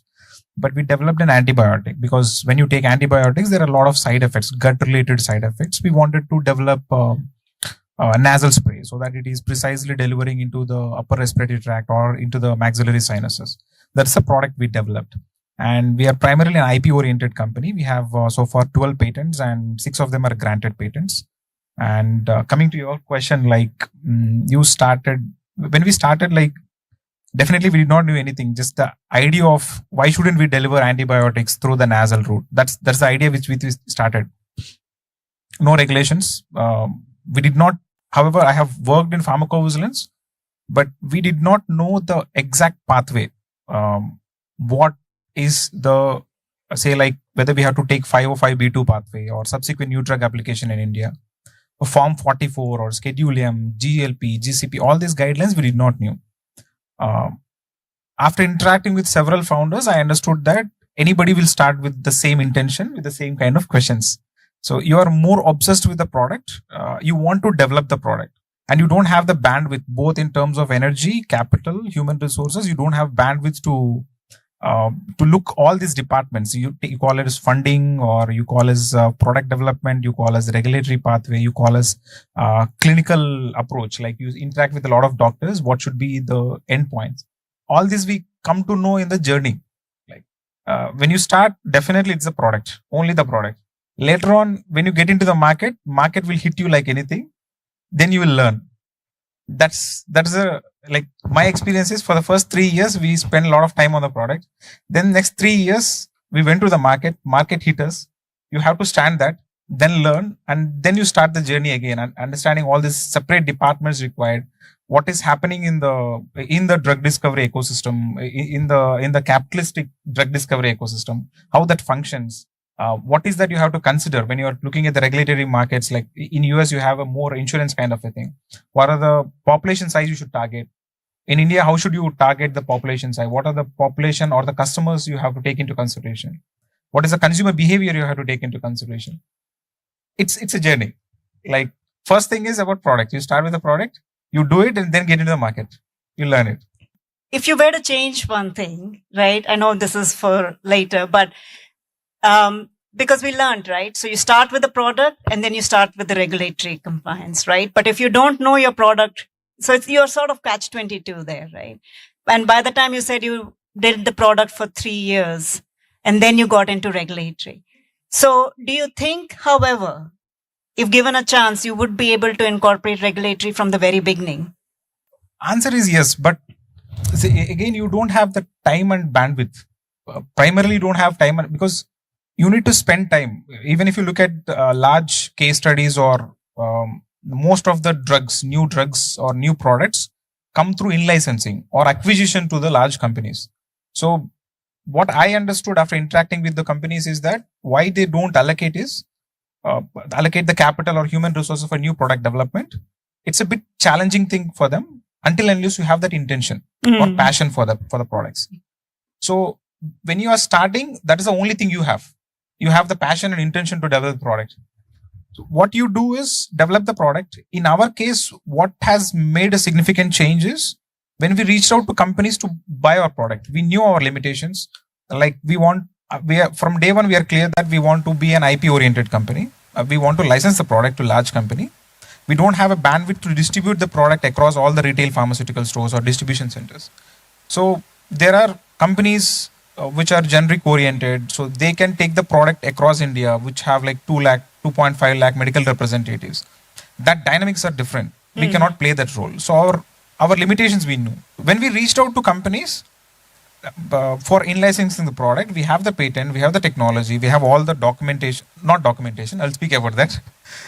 We have the product, we have IP. Then after interacting with them, we understood like what is the kind of documentation we need to have, and how should we propose or pitch ourselves or position ourselves when we are presenting. They have all the different teams. The manufacturing team they have a specifications, QA team, QC team. They have R&D teams, preclinical teams, clinical teams, and all. Everybody will literally dig deep. Try to understand. Then we started knowing like where we are lacking. We have the core thing, but not the real the real documentation to present before them. Then we started pulling in all the resources whom we knew, say like AICCCMB or through IKP Knowledge Park, IKP Prime, BIRAC. You speak with them and you understand from the precedented cases, how did they present their cases? We can find those documents online or speaking with those companies. Then eventually you build a structure for your company. That's how eventually you start getting. For us, it is about selling the product. Like you call it as out licensing the product. For somebody else, it could be really regulatory pathway. Something in the market will hit you. That's for sure.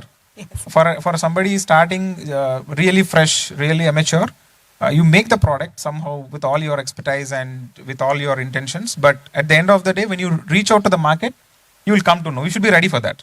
Mentally prepare for that. Yeah. So you are mentally prepared to be strong. Yeah. Mentally prepared for learn that. Sure. Thank you. Aditi, you've been please introduce. Also, I wanted to for you also to reflect. Is there customer education involved as you go through your journey? Because there is regulatory, you have to employ that in your process, and then there is convincing, your customers also that these are compliant. Yeah. Hi. Good afternoon. I'm Aditi, co-founder, CEO of Bryota Technologies. Bryota Technology is a company working in health tech. Right now, we are having a service or a product called Suraksha. It is a backpack which holds more than 6 non-invasive POCT devices, and we are doing screening for more than 12 NCDs and working very closely with MOHFW. And we started our journey in 2018-19 when we had only respiratory device on our mind. With mine and my founders, we had some at home, we saw asthma patients suffering, and we thought that, democratizing spirometry, making it more digital, with the help of AI ML, that is the way to move forward to take care of the respiratory illnesses. 2019, we were ready with the device prototype. We started doing some, clinical trials in Sassoon because we are from Pune, and we decided to have a collab to go ahead in the market in 2020 March. So as everybody went through, we were hit by COVID. The moment we were hit by COVID, we didn't know what to do with our technology. The technology is in my hand. We have invested in the production, and what are we supposed to do? And when one door closes, another opens, and the another door was Bayrak. Bayrak saved us literally. We did one project with Bayrak called COVID Consortium, and there we used our device to identify the combination of COVID impacted people the people who already have some respiratory illnesses. Okay. When we started working on that, the regulatory part didn't hit us at that time because we were hit by COVID, we were hit by many things, and we didn't know, are we sure we want to go ahead with this, because we are not sure this is the final product we are bringing into the market. He rightly said, any company in a startup who has a product, they are so obsessed with product that the market analysis, requirement of the market, are you ready, market ready, all these things come later. The product becomes your baby and you keep on working on that product improvement. In 2022, when things settled down and we got to know that yes, this is a final product we had, we went ahead with the route of CDSCO. We are CDSCO certified with our Spyro Pro. What ma'am is asking is, how will you explain the customer, right? So, sir said very rightly in the morning, मुझे 1 लाख का iPhone चाहिए, 10,000 का कुछ नहीं हो सकता. Exactly, you go to any international pharma company who's working in India and you tell them, this is my product, this is made in India, इसका बाहर प्राइस 1.5 लाख रुपया है, but I am a made in India CDSCO certified company. I am giving you a digital solution with all the studies done. I have the proof, efficacy, everything. But they said, we get it from Europe. I said, but I am giving you a CDSCO certified made in India device, which will give you a better impact considering your population in India. The algorithms are based on Indian population. So this kind of thing still persists in the business, and that is where then startup like us, we have to look at CE FDA, which becomes beyond our boundaries because they cost not less than 40 lakh rupees. So right now, yes, as you said, telling people that made in India CDSCO is the way, and we are good. It is a little difficult right now as well in the market. Yeah. I would like Kamal to, so you have gone to, like we discussed earlier, 20 different countries, right? And did you also feel such biases that you mentioned, it's made in India? And from where I'm coming is, I understand there is a lot of money that is associated, and of course as funding, as somebody whose founder has a vision to take products from India globally. First, of course, helping India, but also take it globally. What is it that you faced, and is there something we can do to change that mindset? Of course, applying regulatory, being diligent, not cutting corners, those are all very important. But did you face some challenges, and what is it that we can do differently? Yeah. So great. Yeah, as Aditi said, definitely, even in India, a lot of people mindset, oh, is it from India product? Oh, okay, we have product coming from US or Europe. So the way what we play it in the market, we have an office in US and keep the US office as a brand and keep the manufacturing here and show you all your certification from here, and still you have a US FDA in the India company. So this way, what we have done, we play a little bit of, jugaad, I can say, but still we could, even in India, we had a lot of challenges in that way. But lately, that the moment we put address of the US on the box, including India, the people said, okay, the product coming from USA, one thing. Second thing is again, they again say, what is India then? What operation you do?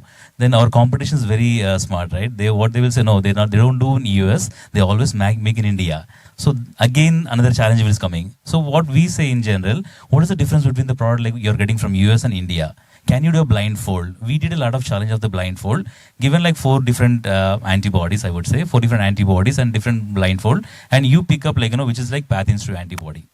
One thing. Second thing is they're going exports.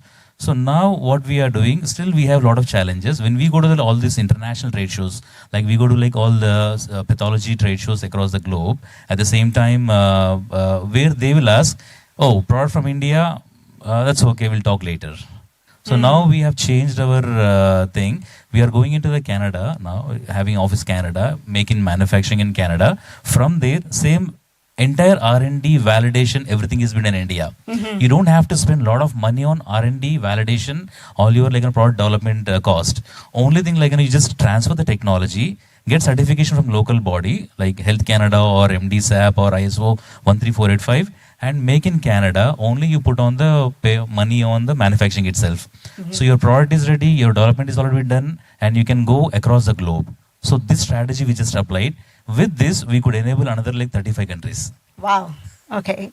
So, yeah, I'll open up for the audience, and, if there is something, suggestions, how we can educate, our Indian, the Make in India drive is strong right now, right? It's a good time to be here. It's a good time to develop products, but there is still a barrier. And definitely, like we've discussed, like you also mentioned, we had if it's cheap, then it shouldn't be that good, right? So we've already faced. I had a question for you, Aditi. So with AI, and I believe you are employing that. How sensitive are we in terms of, patient data security? Right, and is our regulatory framework? We had a glimpse today earlier, that if we are employing, we have to have.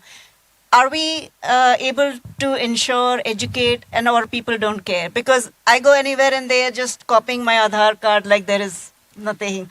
And I know secure or it's not private anymore. See, I will definitely say there are two things in this. Okay. So, for example, I go to any, probably a lab for my regular test, and they take my data, right? And that data, the moment you touch a lab, you start getting an insurance ka email on Gmail, take this health insurance, or there will be just a random Cipla ka ye medicine ka, you start getting. So these are the data links which we see when you are giving your data. Public healthcare systems are the gold mines of data when it comes to pharma companies, right? But here, as a startup, or here coming from a startup community, I can definitely tell you that data privacy is one of the topmost priority in all the startup, if you see in India, because they themselves have faced what happens if your data is leaked. Okay. In most of the organizations who are working at public health, or like us who are working in CSR portfolios as well, we are HEPA certified. 27001 is another thing we went through. We took the certification. See, any data which is coming to us, okay, is required because we are doing a AI/ML combination based algorithms. AI/ML combination algorithms need highest data for finding out those algorithms. Engineering people can understand what I'm saying. And when that data is required, you can have the walls where you hide the name, age, sex, and mobile number. Sorry, not the sex, mobile number. Because the particular data which is useful for any clinical analysis or any, data analysis is the age and the male and female. Okay, you don't need the names and mobile numbers, which are the private data. On the contrary, I believe that, taking that data, going back to them, talking to them and calling them and saying ki kuch to problem hai hamare paas, these are the malpractices happening. Okay, I will not deny that. I have seen myself that the data has been taken. So I will not give a name, but there are companies who does this medical camps. Okay, and medical camps in any rural sector is to gather the data. So two things to what you asked me. There is a leakage, no doubt about it. But if you ask me about the startup community is following data privacy to the highest level. And that is why when I do the data transfer to Government of India, it goes the way it is required. But if it is a private CSR or anything, there is a masking of data which takes place at the background. And then we write and give that these data will not be used to somebody or given it to somebody, to the pharma company. But the ethics we need to follow comes from the startup community, that much I can tell you. That's actually really, really heartening to know. And the fact that, we are starting to think, and everybody has become more proactive in our own data security. On that note, Shiva, you mentioned you will talk about documentation. how important it is. So you're done PhD, I've done PhD, I'm telling, I was very bad when I was doing my PhD in terms of documentation. And we're not taught how important, and today, if anything, from the day you start to think about your product, documentation becomes very important. So can you elaborate, how did you inculcate that habit in your organization? We need to have two sets of documents. One is for IP, and the second one is for regulatory or the science part, the actual product part. The IP part, what we understood is, after filing 3-4 patents, we have to define the claims first, because as a part of your IP strategy, not one patent for one product, we should have 3-4 patents. Say like it can be product patent as per section 3D, you can define certain claims.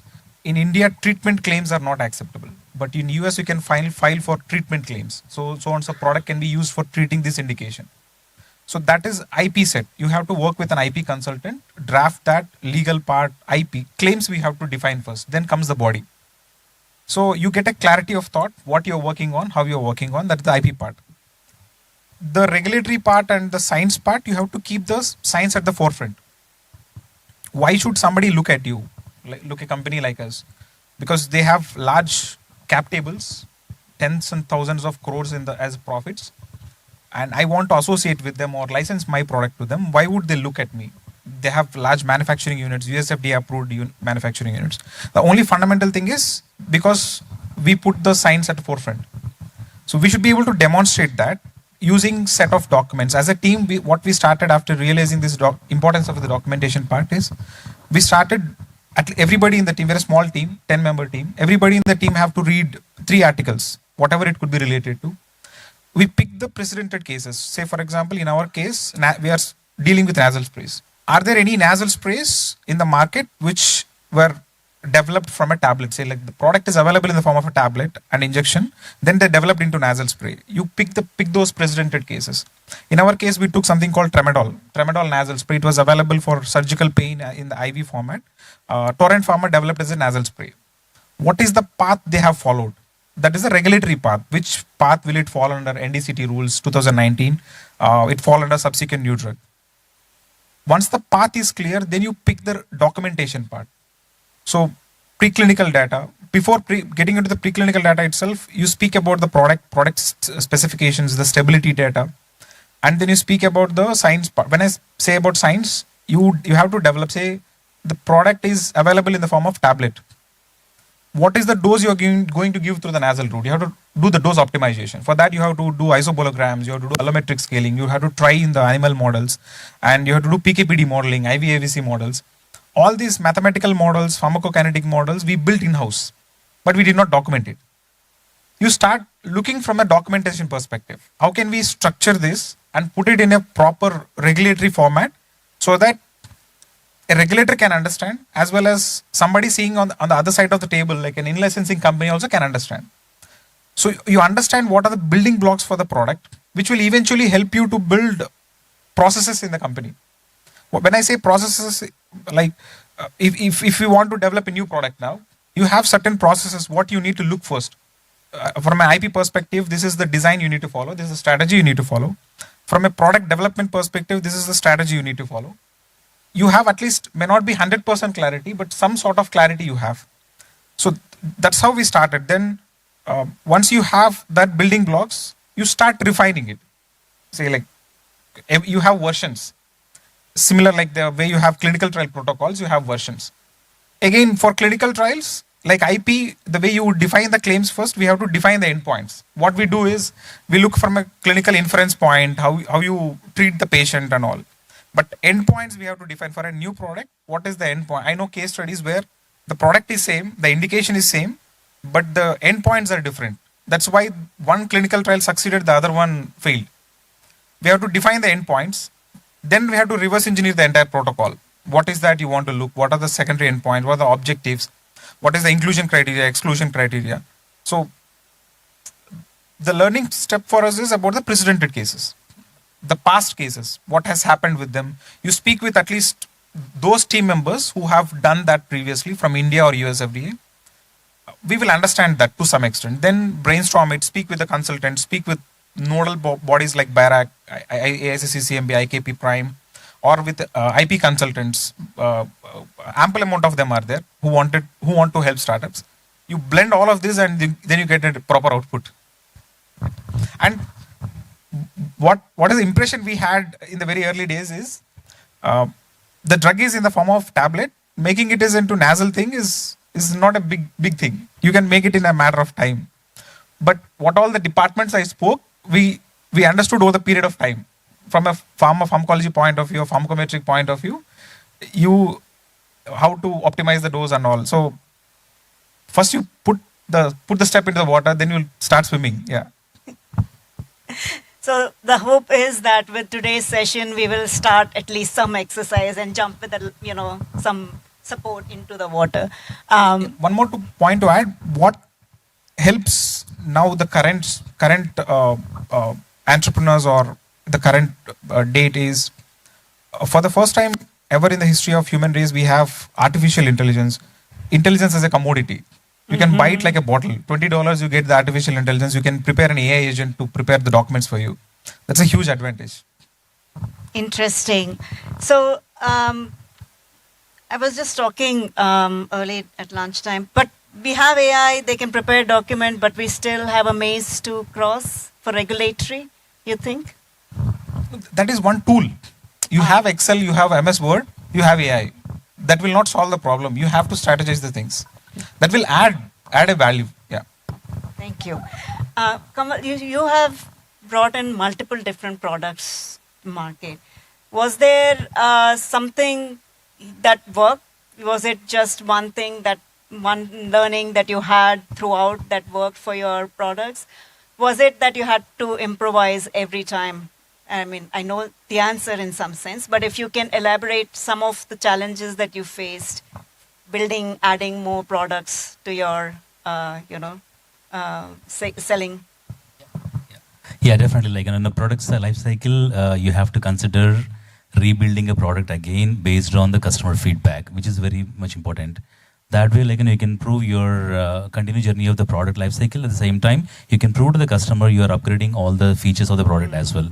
So when it comes to the product, as a startup or as if I'm starting any product, the first thing I would go with the DHF, design history file. The components of design history file or the D&D, design and development form, which will have around 22 different points over there. If I read, as a startup, all these 22 points, in DMF, you can call in CDSCO, which is device master file. When it comes to ISO 13485 for USFD, you can call D&D, design and development form. All this form, the points, is given stability of the product and also the risk factors, intended use. So if you define intended use properly, then you get to know all the other points how to write it. When it comes to the products, after launching, we did find some of the the problem. I don't say problems always can be rectified. At the same time, some of the features are missing over the competition. So with that, for the new development of the product, we always take a market feedback, market survey.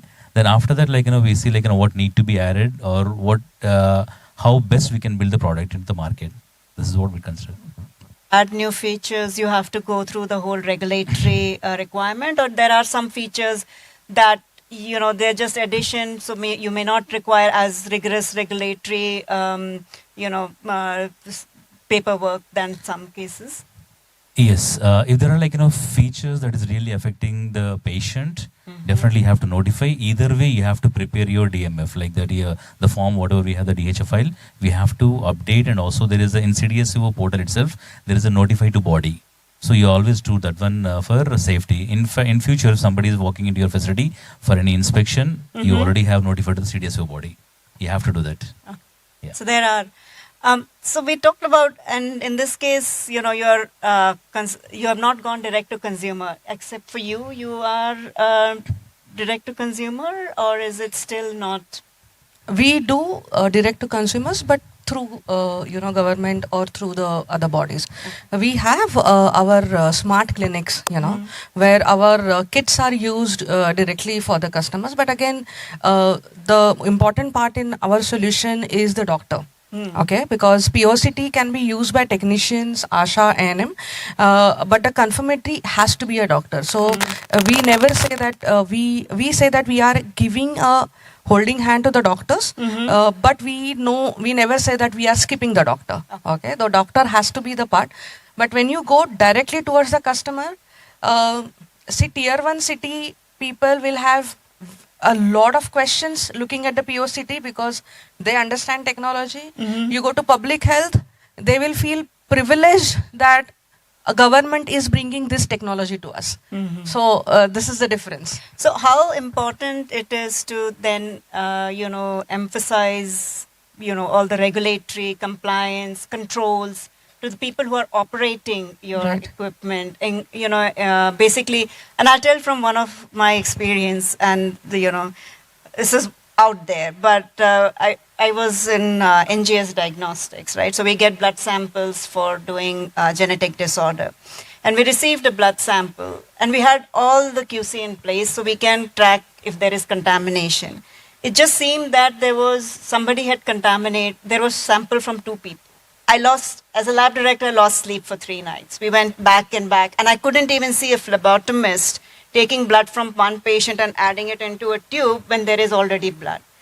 And I had no answer. We did it again, and we got the same answer, right? And I reluctantly had to call the physician and say, there is some problem, we are seeing mixed allele frequency, the mutations are not showing.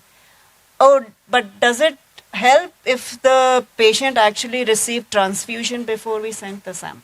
So the patient, their blood, they had received someone else's blood. Of course, there are now 2 people blood. So nobody made mistake, right? But when we got the sample, and I was like, yes, that makes complete sense. And this is just one incident, and we've had many other interactions. Of course, extreme case scenario, right? So running control, like when you are saying it can be operated at point of care, but making sure that the painstakingly regulatory compliance that you have gone through, you can actually educate the end user. Right. I look at regulatory as a disciplinary action for ourselves. Okay. So when we decided to go for CDSCO, I come from a quality background. I have done my ISO 9001, so I'm an auditor. But CDSCO has a different, it's a different thing because it is a device for us. And when you decide to go ahead with CDSCO regulatory, you actually define your processes inside your own manufacturing or in your own company. So there are 2 things in that. CDSCO or regulatory gives your product the edge, how it should be in the market, the perfection, in the CDSCO they ask you for your, how the device works. So we have submitted that data as well to CDSCO. But when we are supposed to bring that device into the market, training to the technician is one of the most important thing. Okay, why it is important? That I believe that there are thousands of devices in all the the diagnostic the diagnostic package, right? But nobody thinks after a certain time how many times the device gets calibrated in a year. Okay, so sir said that engineers feel that they can give you the solution, but only engineers think that calibration is the most important thing in any device. So if I give a device to any doctor and he uses it, and if the answer is wrong or the measure is wrong, it is not a doctor, it is a device which is giving the incorrect answer. So my personal feel is, when I talk about CDSCO, I talk about calibration as well. These 2 things are very important because a regulatory can give the edge to your device, but these kind of practices can make sure that your POCTs are well established there where they are getting used. Thank you. Would you like to add something to that? Did you have to face any compliance issues when you're giving it to your customers? Right? How do you emphasize that there is a calibration required, there is routine controls required, so that the and just like we said, so regulatory is a backbone, right? You have to integrate it into your thinking. It's how you do your work. And should this be included when you're developing your product, right? End user, who's going to use it? And we have to make sure that what you have done so painstakingly actually does the right thing at there, where you're not there monitoring it. Yeah, this is like one of the challenge even today we are facing this one, because for the reason, like, the employment what we have done in the field, right? We have not taken seasonal salespeople. We have taken the people who are like masters in life sciences, who can really educate the technician level and the doctor level how to use a product, one thing. So with that, like whenever we supply any product, we deliver the product, we always ensure that end user read the data sheet properly, the instructions for use. So after that, like, whatever, then after that we give a training to the customer. Then any new laboratories that they are deploying their immunohistochemistry or cancer pathology labs, definitely our people will be there and give the proper training and ensuring that, like, they properly handle the devices what we are providing. So that is something like, even today we are facing challenge. Thank you. I think we are on. Yeah, I'll go, but just very last rapid fire, right? So we have students, we have budding entrepreneurs, innovators, startups, and academic sectors. What would be one advice if you were to just leave them with it? Now I'll start with you, Aditi. I spoke to somebody some time back and I said कि ये कैसे पता चला? I said in life I only follow one thing. वो Tata sky का advertisement है ना, पूछने में क्या जाता है? You have to ask. You have to ask, and you have to ask the right partner. And in my opinion, every startup, you can be on any stage, ideation, in process, any stage, TRL 1 to 9. Holding hand of an incubator is the most important thing in Indian startup community. An incubator can lead you to the right place, because incubators in India, including AIC CCMB, whom I'm holding hand for last 6 years, has given us the right path to move ahead, to see what is there. Government comes up with amazing schemes for startups. They have coming up with amazing schemes, wonderful opportunities. But we have a limited scope of understanding it. Incubators can help you to go towards that. And second thing I would really like to, I feel, after going through the regulatory, the whole process, I think incubators should be empowered to guide us for the regulatory as well. They should be the partner with CDSCO, because all the questions cannot be answered by CDSCO. It is a regulatory authority. We want buddy, like, incubators who can solve our questions, the basic problems what a startup goes through. I think if that is a combination, then the startup we really will go through a very good phase. Thank you. Thank you. Shiva? For the first 3-4 years, the objective is like innovation product. If we innovate product, you call him or her as an innovator. If you want to be an entrepreneur, the objective is to generate wealth. So entrepreneur is one who generates wealth. So to generate wealth, you need to position your product. Development of product involves only few departments, but to position your product and sell your product, there are a lot of departments which you need to learn, unlearn, and keep learning. So once that objective is clearly there, but that this is where I want to position my product, this is what I want, where I want to see my product, the entire mindset changes. That I think is key. We should not look just only at the product. We should look at where we can position the product. Yeah, as Dr. Shiva said, like, ultimately you have to earn the money out of the product. That's what, like, the journey goes. So when it comes to that, like, never ever ignore regulatory. Unless you have, if you are making a medical device or if you're making any pharma product, it has to go with the regulatory approval. Unless you have that, you cannot move forward. To do that, at least, like, you have to read all the regulatory compliances, and you should know your product well, you should know your customer well. More than that, you should know your regulatory very well. Otherwise, you cannot move into the market at all. That's right. Funding is important.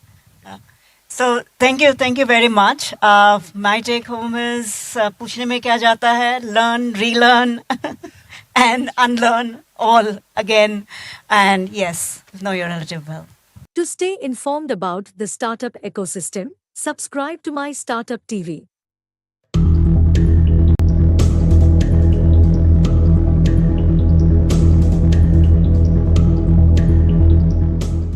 Mr. Sanjeev, Secretary, DPIIT, who's looking after Startup India, whom I would love to acknowledge individually for the very, very deep insights and humongous contribution that each one of you in this room has given towards the success of Startup Mahakumbh in its second edition. I won't take names, but I do hope each one of you in this room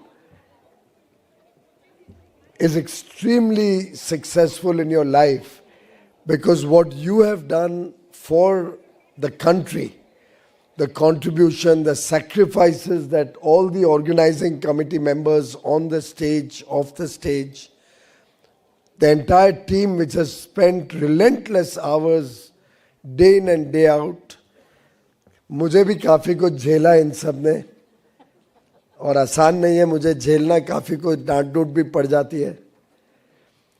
But truly what you all have done is remarkable, and a big round of applause to the entire organizing committee.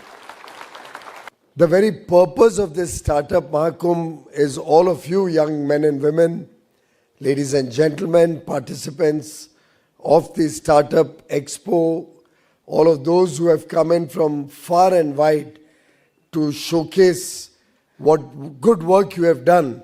A big congratulations to each and every of the 3,000 participants. As I was seeing the video, and I recalled that this whole idea of Startup India was launched in 2016 from Vigyan Bhavan. That used to be India's premier location for all grand functions. All major functions where the president, the vice president, or the honorable prime minister, any of our honorable dignitaries was attending, they were all being held at Vigyan Bhavan. Look at the metamorphosis between 2016 and today, when we are assembled in this grand premises at Bharat Mandapam. That is the changing landscape of new India that we are all witnessing.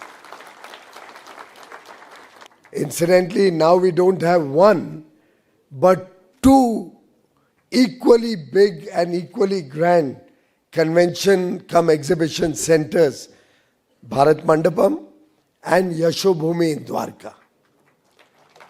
आपने सुना होगा Bharat mobility, Bharat takes, हमारा food exhibition, ये सब जो हो रहे हैं अभी 6 डिजिट एरिया में होते हैं.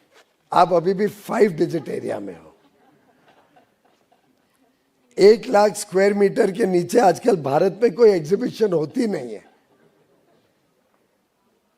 और हमारा साइज, हमारी स्केल, हमारी अंतरराष्ट्रीय व्यापक जो पोजीशनिंग है, India today is not taken lightly. We are the world's 5th largest GDP. Before the end of calendar 25, we'll be the world's 4th largest GDP.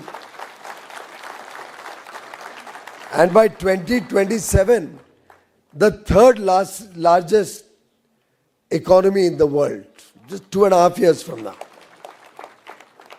overtaking Japan and then Germany.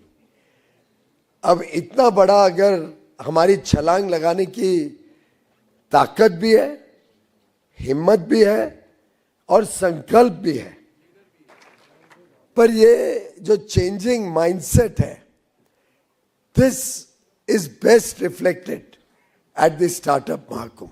Truly, what the organizers have done in a short span of 2 years is unbelievable. Who could have imagined when in 2023, so first week of November, Sanjeev Bikhchandani and a team, Archana and all of them had set up a slush type event at the Oberoi in Gurugram, which I had attended. Excellent program, beautifully organized. But you can imagine at a Oberoi hotel, 5-star hotel, how much space, how much participation was possible. But the energy in that room, when I attended the program in November 23, was truly captivating. And I think there from the dais, I had said that within the next 6 months, we should have the largest startup event that India has ever had in Delhi. And I must say, Sanjeev, Prakash, and a lot of our other friends in the room, they got down to working on Startup Mahakumbh. When we had the first edition of Startup Mahakumbh, and it was in a smaller area, probably 10 or 15,000 square meters. But it was truly remarkable. It was beyond what we had expected. And as most people who have worked with me at any point of time, and I think somebody who works with me once is always prays and wishes he doesn't have to work with me a second time. That's the impression most officers give me. Arvind, why are you so surprised? But anyway, from the dais at the event in Oberoi, I demanded the largest event to be held in 6 months. This team delivered. We had an outstanding Startup Mahakumbh last year, which was inaugurated by the Honorable Prime Minister. Spent a lot of time meeting up with the startups, interacting with them. Truly inspired all of us. And we were about 3,000-4,000 of us at that time. And I must say, the challenge for Startup Mahakumbh 2 was almost taken up from the dais of Startup Mahakumbh 1. And what we have today is 3 times bigger, 3 times as many participants in terms of exhibitors. And from the numbers that we are hearing of today, at least, if not more, 3 times the number of visitors coming to see the Startup Mahakumbh this time. It's very appropriate you have elected Narendra Modi for the 3rd term. And he had promised you that he'll work 3 times harder, with 3 times greater speed. He'll work for 3 times bigger outcomes. And I think it's only in the fitness of things that as I stand on this dais, I should be demanding for the 3rd Startup Mahakumbh.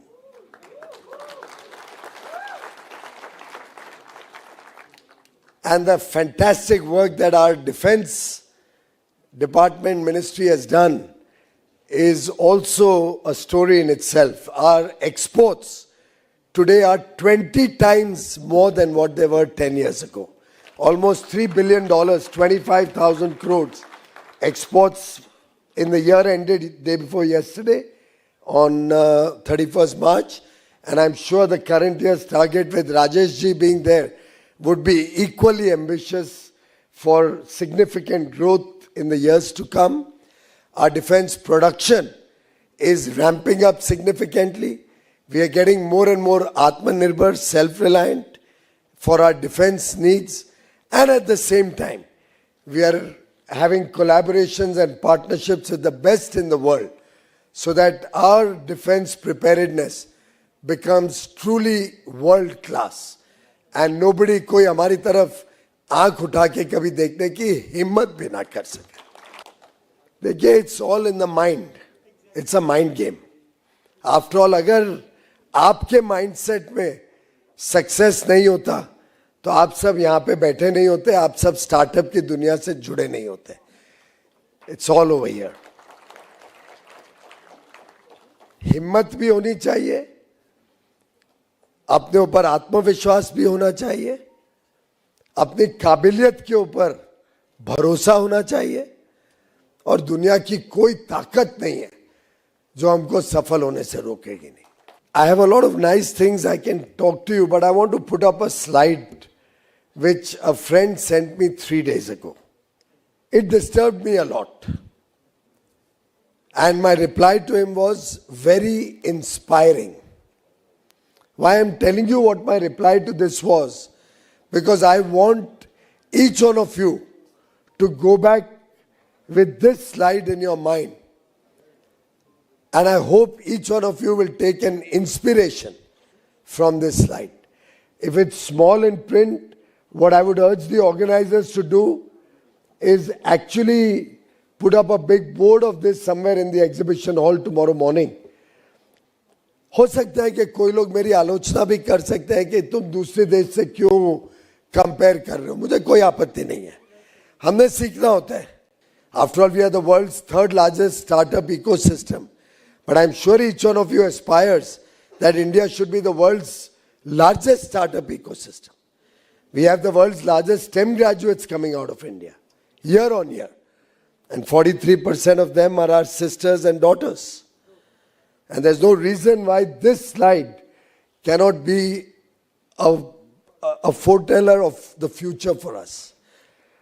What are India's startups doing today? We are focused on food delivery apps, turning unemployed youth into cheap labor so the rich can get their meals without moving out of their house. And against that, what does a Chinese startup do? Work on developing electric mobility, battery technologies. And with that, they're today dominating the electric mobility ecosystem. We are very proud of what India has done. But are we the best in the world as yet? Not yet. Should we aspire to be? Or are we going to be happy being delivery boys and girls? Look at the second one. I've been going through a lot of our startup success stories. And when I go all over the country, we often have startup presenting to us what work they're doing.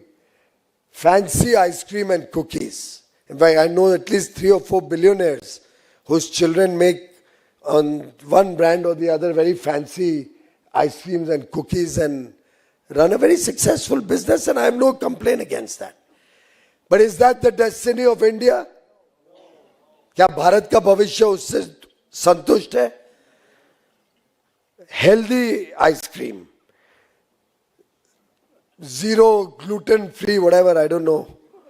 Vegan, ये सब शब्द लगा के अच्छी packaging करके हम startup बोलते हैं अपने आप को.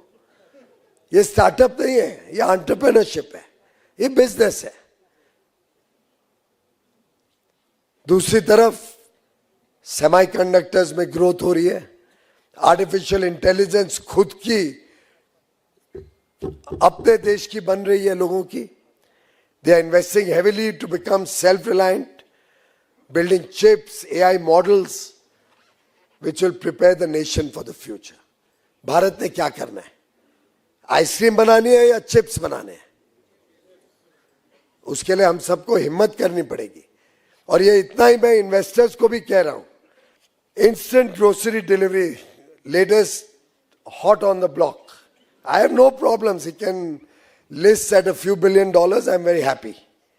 I only wish they had more Indian investors rather than the foreigners buying off all our startups. And ये सिद्धार्थ आप सबके लिए चेतावनी है. We need more Indian investors into the game. Again, of course, I won't comment on what it's making people and how our resources are going only towards hyper-fast logistics. And look at what the other side is doing. Robotics, automation, machine learning, preparing themselves for 3D manufacturing, next-gen factories that are more efficient and that compete with the rest of the world and capture markets. हम रोते रह सकते हैं. Choice हमारी है. यहाँ युवा पीढ़ी होने के कारण मैंने ये पुटअप किया. Are we as the future of India? और 2047 में शायद भुवनेश्वर को छोड़ के मे बी मैडम हम में से तो और कोई नहीं होगा. फ्रंट रो के भी इस तरफ के लोग छोड़ दो तो उस तरफ के लोग तो शायद नहीं होंगे. अमन यार तेरे को बाहर रख रहा हूं. Y'all are the sculptors of New India. You have to make Viksit Bharat 2047 happen.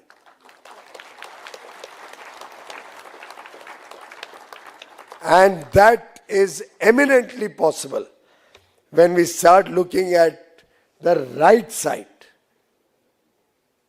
of that chart, which we'll put up at the exhibition hall. We'll need to go global. We'll need to think big. We'll need to be ambitious. We'll need to experiment. We'll need to go beyond the boundaries of our own thinking. Let's not limit ourselves with the past. Let's explore the unknown. And frankly, when we look at deep tech, and when I see the numbers are still probably 1,000 companies, 1,000 startups in the deep tech ecosystem, it is a disturbing sign. Wealth creation in the short run may happen with some of these conveniences. पर दुकानदारी का ही काम करना है हमें या विश्वव्यापी और इंटरनेशनल स्केल का भारत की पहचान बनानी है. That, friends, is the choice before us. We may do all sorts of international trade agreements, and today under Prime Minister Modi's guidance and leadership, we are not aiming small. We are not looking at agreements with countries who are in a situation which is even worse than what India is in. That used to be the Congress culture. They would do agreements with countries like, who are much weaker than us. What Modi ji does is agreements with Australia. We are aspiring to do an agreement with EU, the 27-nation bloc, with UK, with USA, with Peru, with Chile, with Australia, with New Zealand, with Oman, with Bahrain, Qatar. Our ambitions are to compete with the best in the world. With every one of them, we talk of a startup bridge. But I can't take to them grocery stores and say this is India's offering for startups. I still remember Mr. Vajpayee when he was Prime Minister, and he had added to the old famous words of Lal Bahadur Shastri, Jai Jawan, Jai Kisan. He had said Jai Vigyan, science. Jai Kisan, Jai Jawan, Jai Kisan, Jai Vigyan. What Modi ji has added is Jai Anusandhan, that's innovation. And unless India gets recognized across the world as a nation that has developed the spirit of inquiry in every child born in this country. Why do you think we are adding 50,000 Atal Tinkering Labs? I think this budget announced that, right? Because at the school stage, we want our children to develop that inquisitiveness, that desire to explore the impossible, that desire to be creative, to think out of the box, to be innovative. I had requested that we should get all the incubators from all over the country because it's inspirational to see the wonderful work the startups who have participated in Startup Mahakumbh are showcasing. Today I have a call and another program. Parliament is passing a bill, the Umeed bill, where we are finally going to give justice to our Muslim brothers and sisters for whose sake the waqfs are created, but sadly over the years have become a medium of misuse. We are passing that bill in the Rajya Sabha today and bringing in important amendments, and that bill is called Umeed. ये उम्मीद, ये सहारा बनेगा उन गरीब लोगों का जिनके लिए किसी व्यक्ति ने अपने देहांत के टाइम पे कुछ ट्रस्ट क्रिएट किया, कुछ वक्फ क्रिएट किया, गरीबों का भला हो, गरीबों को कुछ लाभ मिले, गरीबों को शिक्षा मिले, गरीबों का स्वास्थ्य हो और साथ ही साथ धर्म का भी उनका प्रभाव बढ़े। इन सब कामों के लिए वक्फ बने थे। आस्ते आस्ते आस्ते आस्ते करके मिसयूज का साधन बन गए। मुझे लगता है हमको इतनी सारी चीजें विरासत में मिली थी कि आधा समय जाता है पुरानी बीमारियों को ठीक करने का, आधा समय जाता है आप सबको इंस्पायर करके देश को आगे बढ़ाने के लिए। And I'm looking forward to a wonderful journey that you have gone through and making that a part of my life as I meet each one of you tomorrow. But I can assure you that we stand committed to your success. It may happen that occasionally one or two may not be successful, but I have asked the organizers that we have that platform, Bhaskar. In the Bhaskar platform, I would like them to add a module for those who may not have succeeded, for handholding them, for taking care of them, for the rest of their journey. And this thought came to me only a month ago or 20 days ago. Some of you may have heard of Chakra Innovation? Srivastav hai na koi? Krishna Srivastav. He had come and he had showcased some of his innovative work to me in Vanijya Bhavan. And while I was talking to him, he mentioned about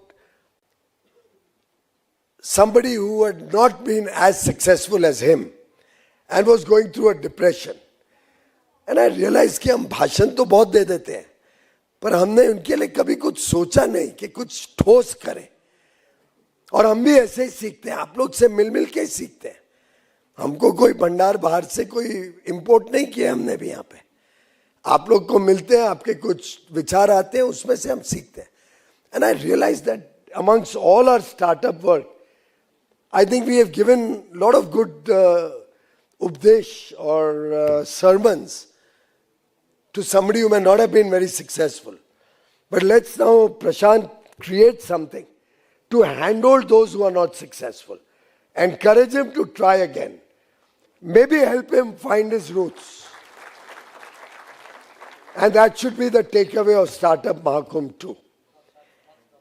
I believe almost 1,500 budding startups, 1,500 pods have been given free of charge. Every district in the country should be present at the next Startup Mahakumbh. And if you are expecting about 100,000 visitors looking at today's number this time, I hope the next edition we can look at a number of at least 500,000 visitors coming to Startup Mahakumbh. And that should not be all Delhi or Delhi based or NCR based. Let's try and encourage children from across the country. Maybe a way to get this message across the country. Every college around the country, we run a competition from early on and select 5 children who have a bent of mind towards innovation and get 5 children from maybe 5,000 colleges all over the country to come and visit the Startup Mahakumbh. Maybe we see if we can get every incubator, and we have 1,000+ incubators, to try and send their startup to come. Many will participate with stalls or pods, whatever, and many would like to come and see. I'm told we have 1,000 investors this time around. And I'll have a room full of investors. I'll get Prime Minister Modi to come for that.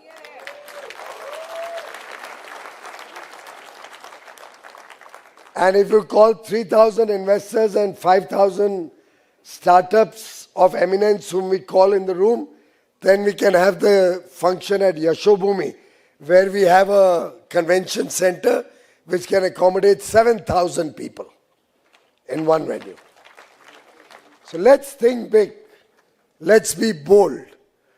And I tell you, जब ये inauguration की बात कर रहे थे, मैंने actually पूछा कि आएगा कौन ये, इससे जो बार-बार ये organic की बात कर रहे हैं ना, मैंने पूछा था कि काय के लिए inauguration का function कर रहे हैं, वहाँ पे सीधा I'll come and visit. But they wanted me to come and interact with you. I'm glad I came. I'm truly glad I came and I got to meet such a wonderful set of enthusiasts who believe in Startup India. The Startup Maharti is also a very good initiative. I believe they've collected a 50 crore fund, which is going to be India's largest private funded challenge of 50 crores, which will be dispersed through the Startup Maharti program. We have the NCIIPC Startup AI Challenge, which you are running, which will be another 20 crores. So that's 70 crores in terms of challenge money going to encourage new young startups. What will be the target for next year? At least 500 crores. Defense can pitch in a little bit. Defense also, the startup ecosystem is growing. NASSCOM should pitch in a little bit. Get hold of NASSCOM on the table. Then get hold of all the tech areas, semiconductors and AI. So we have Micron coming in, we have advanced applied materials, all these big companies. Let's get the private sector in a bigger way and create a really good pool of capital. And I promise you, actually 500 निकल गया मुंह से, 1000 बोलता तो 1000 crore हो जाता. Honestly, it's in the mind. Believe me, friends. हमें हिम्मत करने की जरूरत है. एक बार हमने ठान लिया कुछ करना है, हम जैसे ठान लेते हैं हमको चुनाव जीतना ही है.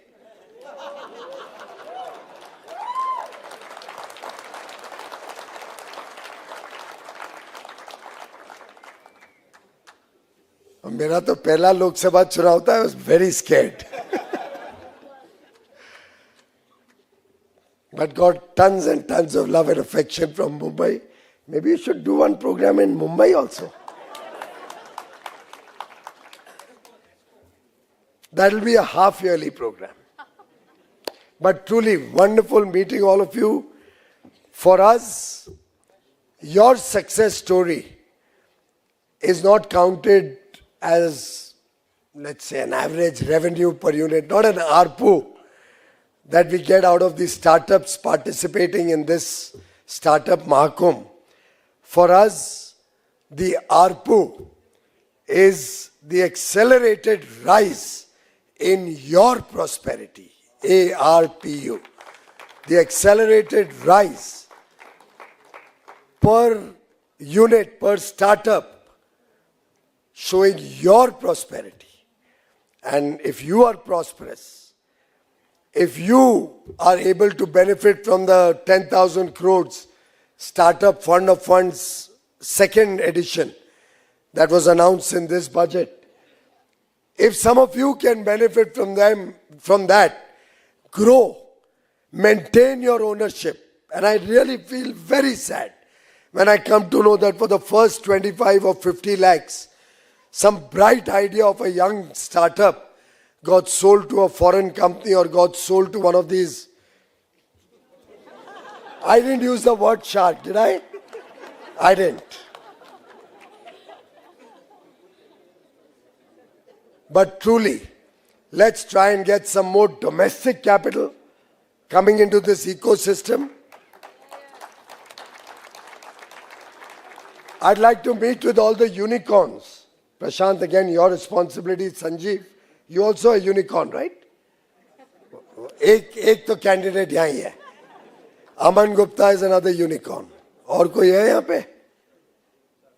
अगली बार आएंगे ही नहीं program में, ऐसा हो जाएगा.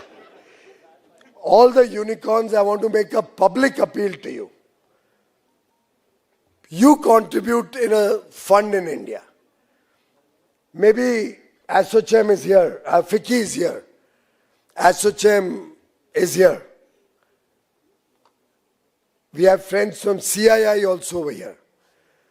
Can we persuade some of the good Indian industry also to contribute? so that we can create pools of domestic capital. और मैं तो उम्मीद करूंगा कि हमारे भारत के इन्वेस्टर्स और हो सके तो even the foreign investors should be a little more benevolent, giving clawback to our founders, to the Indian young startups, so that they can get a respectable ownership of their work, of the good work that they are doing, of what they create. I think this will be my appeal to all investors in the room and beyond, to all those who have been involved with the startup ecosystem all these years, a little bit more of a little bigger heart towards the startup ecosystem. And I promise you, these young boys and girls can do wonders, and India can grow towards its mission of Viksit Bharat 2047 much faster, much better, much more creatively, with lots and lots of innovation. The hard work of our youth, coupled with your ability to spot talent, will transform the India growth story. We will not only rewrite the rules of the game of the past, but we will be creating unicorns of the future. We will be creating a new journey to the Startup India vision. Thank you very much. To stay informed about the startup ecosystem, subscribe to My Startup TV.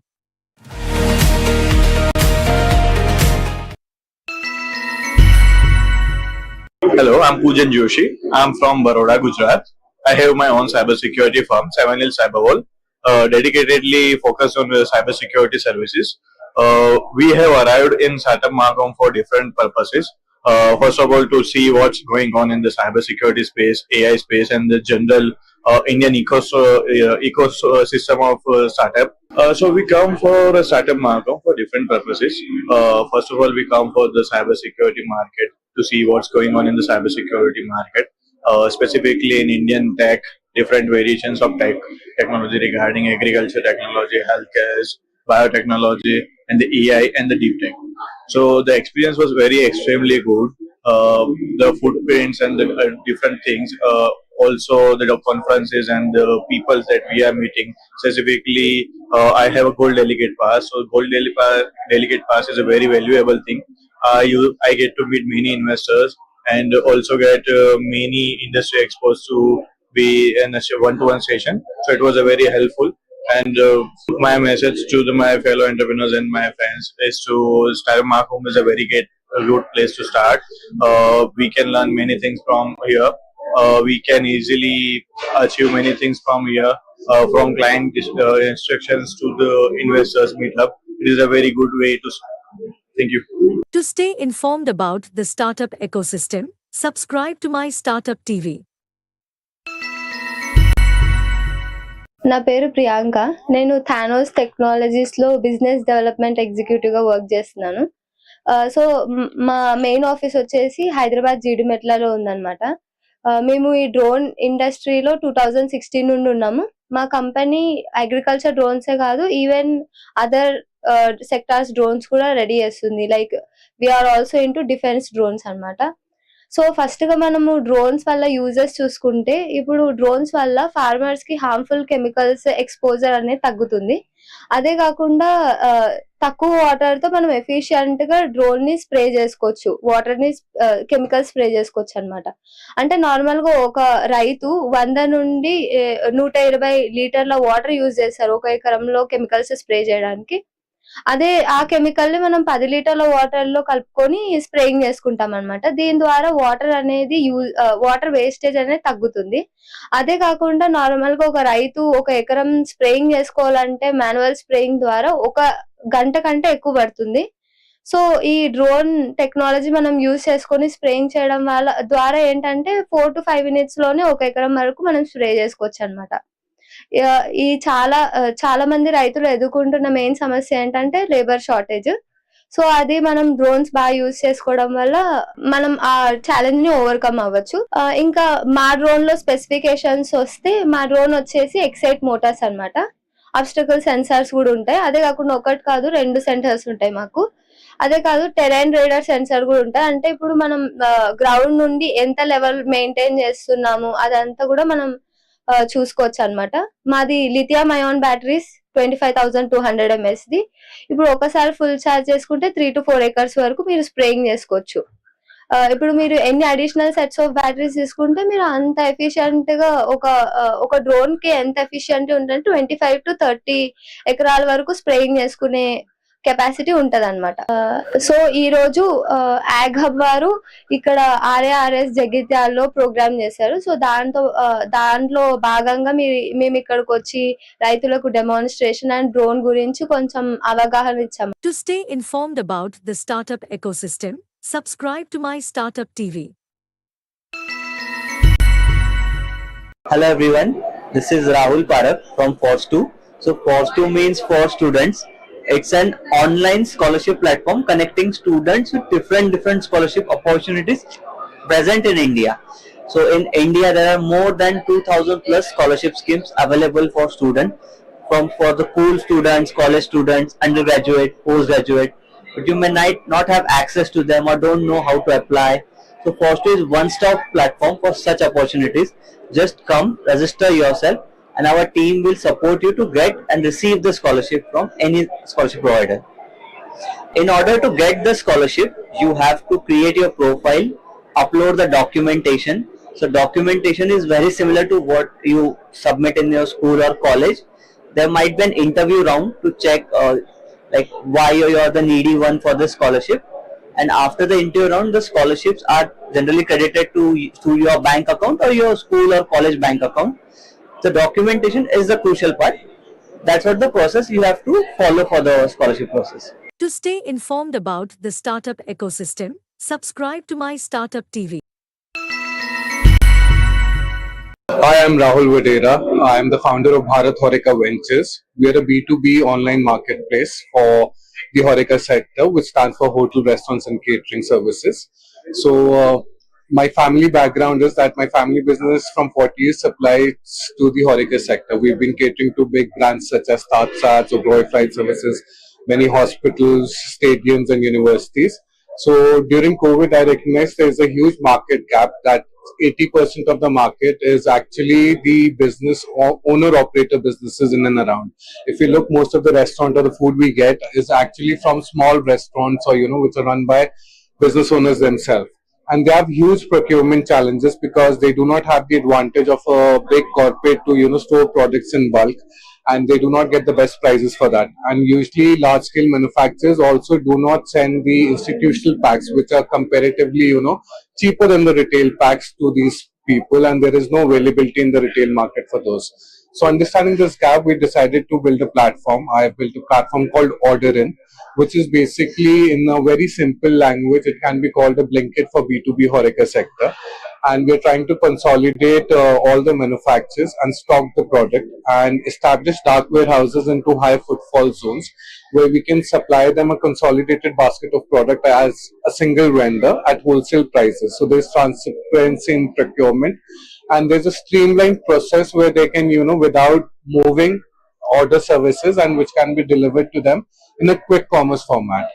So currently we were testing our product. Now the first store has already launched in Lajpat Nagar, Delhi. We will be launching 10 more stores within Delhi NCR, and we are looking for funding to scale the venture. Our idea is to go beyond 100 stores in less than 3 years, and we've already started supplying to a close net of 30 people, but we have collected it of 4,000 users which have shown interest to come on the platform, and we've onboarded around 65 manufacturers with 200 plus SKUs, and we target to do 2,000 plus SKUs by the year end. So the message is that anybody who is struggling with their procurement supplies and does not understand can take benefit of this, and they do not have to order large bulk supplies. They can order a single pack unit at the same wholesale price, and they can club it together. So and they will not lose money by sending people out to procure for them, and they will have a standard product delivered to them at their door at a cheaper price. To stay informed about the startup ecosystem, subscribe to My Startup TV. Great to be on your channel. My name is Rajesh. I'm founder of Highway Delight, and Highway Delight is a one-stop mobility services platform. So we provide services like FASTag, GPS, telematics, and we are working also on the road accidents, because on highways many more accidents keep happening. So we have come out with this new product called Raksha QR. It's basically a QR code which you put on your vehicle, be it a two-wheeler or a four-wheeler. The QR code has the information of the vehicle owner and the family contact information and the insurance details. So let's say I'm driving my car, I met with an accident on a highway. So some bystander, as a good Samaritan, can scan my QR code and give a call to my family. My family will receive the location of the accident and the insurance details of my vehicle and my medical insurance details, so they can take necessary action. To stay informed about the startup ecosystem, subscribe to My Startup TV. Hi అండి, నా పేరు Rajesh. రెన్క్యూబ్ company నుంచి వచ్చాను. నేను ఇవాళ agri mapping వాళ్ళు AG hub ద్వారా వచ్చాను. ఏజీ హబ్ లో మన ఒక స్టార్ట్అప్ కంపెనీ రెన్క్యూబ్ అనేది. రెన్క్యూబ్ మెయిన్ ఏంటంటే అగ్రి ఫోటోవోల్టిక్స్ అంటే మన అగ్రికల్చర్ ల్యాండ్ లో సోలార్ ప్యానెల్స్ పెట్టుకున్న అధిక ఇన్కమ్ జనరేట్ చేయొచ్చు. కాబట్టి అగ్రికల్చర్ ద్వారా వచ్చే ఇన్కమ్ తక్కువ ఉండడం వల్ల మనకి ఇప్పుడు సోలార్ ప్యానెల్స్ పెట్టుకున్నాం అనుకో, ఎలక్ట్రిసిటీ ఎక్కువ వస్తుంది. ఎలక్ట్రిసిటీ రావడం వల్ల దానివల్ల రైతుకు ఇన్కమ్ జనరేషన్ ఎక్కువ ఉంటుంది. అది ఇంకా సహాయం ఎక్కువ ఉంటుంది, వాళ్ళకు దిగుబడి ఎక్కువ ఉంటుంది. ఇప్పుడు మేము పెట్టి 2 సంవత్సరాలు అవుతున్నాయి. యూనివర్సిటీలో రీసెర్చ్ అవుతూనే ఉన్నది. 2 years రీసెర్చ్ తెలిసింది ఏమనగా మాకు ఫలితాలన్నీ మంచిగా వచ్చాయి. 95% అగ్రికల్చర్ ఈల్డ్ బాగానే వచ్చింది, దిగుబడి బాగానే వచ్చింది. 100% అగ్రికల్చర్ తీసుకుంటాం, 100% ఎలక్ట్రిసిటీ వచ్చింది, 95% ఈల్డ్ వచ్చింది. ఈ 5% తగ్గింది అంటున్నారు కదా. మనకు జనరల్ గా నార్మల్ అగ్రికల్చర్ చేస్తేనే 90 to 95% వస్తుంది. సేమ్ అలానే వచ్చింది. ఇంకా ఇంక్లూడింగ్ ఇంకా ఇప్పుడు ఎలక్ట్రిసిటీ యాడ్ చేసుకుంటే ఇంకా డబుల్ ఇన్కమ్ మనకు. ఎలక్ట్రిసిటీ అనేది మనకి ఎప్పటికీ యూజ్ అయ్యేది. మనకి సూర్యుడు ఉన్నంతసేపు ఎలక్ట్రిసిటీ వస్తూనే ఉంటాయి. మన ఈ అగ్రి పీవీ ఒక్కసారి ఇన్స్టాల్ చేసుకుంటే 25 years వరకు మనకు ఇన్కమ్ మీద ఏం సమస్యలు ఏముండయి. అలా అని చెప్పి మనకు అగ్రికల్చర్ ల్యాండ్ లో పంట వేసుకోకుండా ఎలక్ట్రిసిటీ వచ్చేస్తూనే ఉంటాయి మనకు. మా మెయిన్ కాన్సెప్ట్ అంటే అగ్రికల్చర్ ల్యాండ్ లో ఎలక్ట్రిసిటీ కూడా జనరేట్ చేయొచ్చు. In one piece of land we can generate 2 incomes. To stay informed about the startup ecosystem, subscribe to My Startup TV.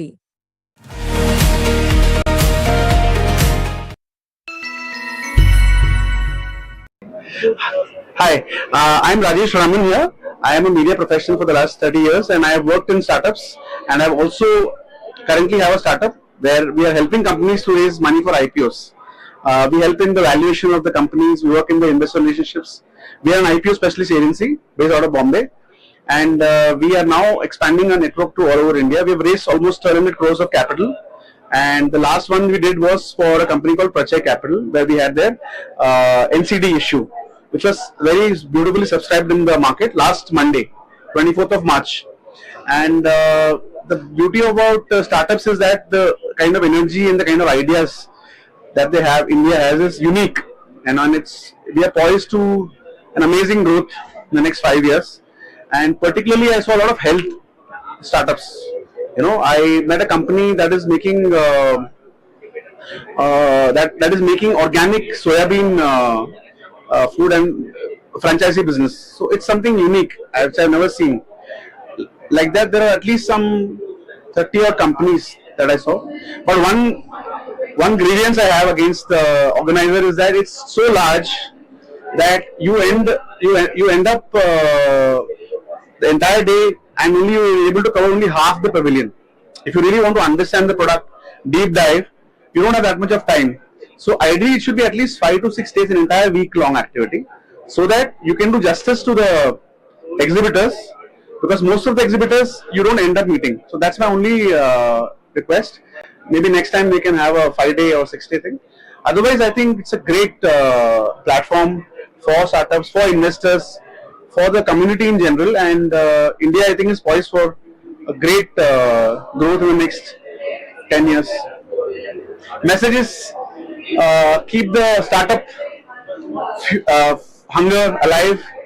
Startups are hungry for success, hungry for growth, and wherever there is growth, there is life. To stay informed about the startup ecosystem, subscribe to My Startup TV.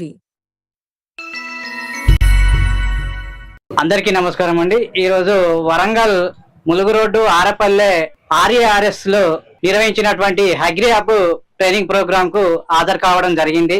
నా పేరు పన్నాటి రాంబాబు, షాంపేట రైతులం మాట్లాడుతున్నాం. ఈ యొక్క agri hub నిర్వహించినటువంటి training programme చాలా ఉపయోగకరంగా ఉంది. మరి ప్రస్తుత వ్యవసాయ రంగంలో ఈ యొక్క ఖర్చులు అనేటువంటివి అధికంగా ఉన్నాయి, దిగుబడులు అనేటువంటి తక్కువగా వస్తున్నాయి, ఖర్చులు అనేటువంటి ఎక్కువగా వస్తున్నాయి, లేబర్ కొరత అనేటువంటిది చాలా ఉంది. మరి ఈ లేబర్ కొరత నివారణకు గాను ఈ యొక్క ట్రైనింగ్ లో మాకు చూపెట్టినటువంటి యొక్క పరికరాలు, ఈ యొక్క డ్రోన్స్ అయితేనేమి, మరి కలుపు తీసే యంత్రాలు, ఈ యొక్క రోటోవేటరు పరికరాలు, ఇవన్నీ బ్యాటరీ తోటి నడిచేటువంటి యంత్రాలు కాబట్టి ఖర్చు తక్కువగా వచ్చి మరి రైతులకు చాలా అనుకూలంగా ఉంటుంది అనేటువంటి విషయాలు తెలియజేశారు. ఈ యొక్క అగ్రి హబ్ ఈ యొక్క పరికరాలు రైతులకు ఎంతగానో ఉపయోగపడతాయి. వీటిని అందరూ కూడా ఉపయోగించుకుంటే కొంత లాభదాయకంగా ఉంటుందని చెప్పి ఈ యొక్క షాంపేట రైతులం అనుకోవడం జరుగుతా ఉన్నది. ఈ అగ్రి హబ్ నిర్వహించినటువంటి ప్రోగ్రామ్ కు ప్రత్యేకమైనటువంటి కృతజ్ఞతలు తెలియజేస్తున్నాము. Thank you, sir. To stay informed about the startup ecosystem, subscribe to My Startup TV.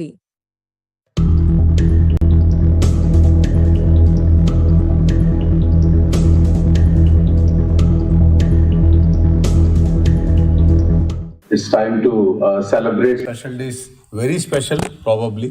That's why people around the country are here. I welcome all of you, all the speakers, for this special workshop that we are doing at CCMB and AIC CCMB with the support of Blockchain for Impact, one of its kind supporting system and enabler globally to strengthen the innovation ecosystem, not only in the incubators and startups per se, but also in the research and academic institutes.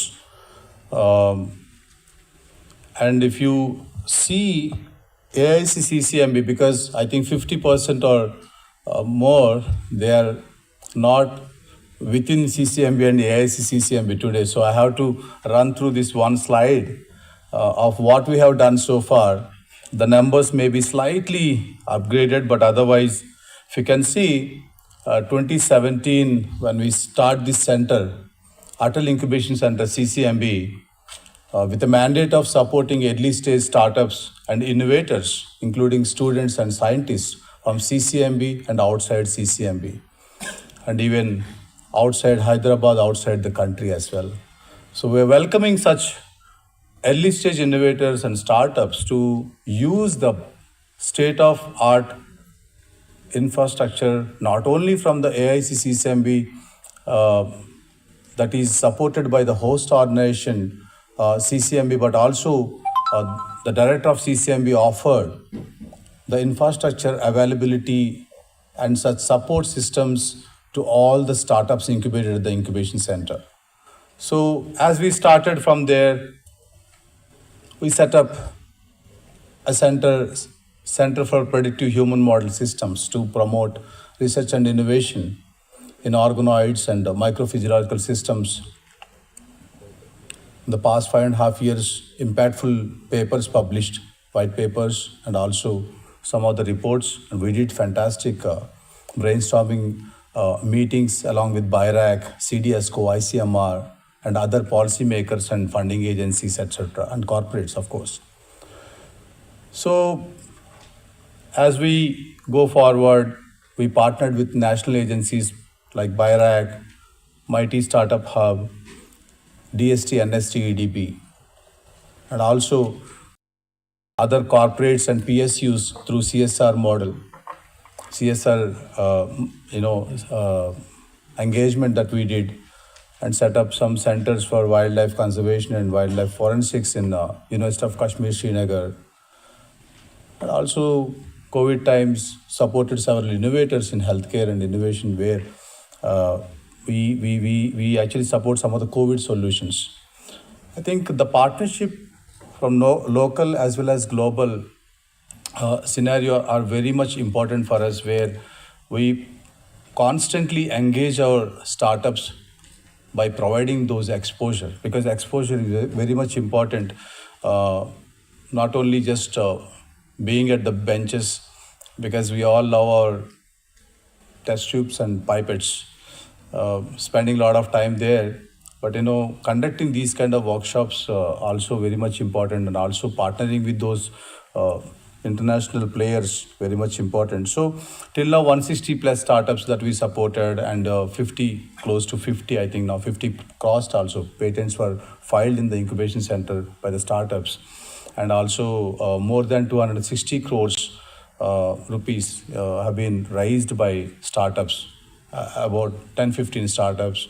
And if you can see 160 plus startups, 10% if you calculate exactly, the 16 plus startups, they actually hit the market, and they're in commercialization stage, contributing to the 5 to 7% of the success rate for the country.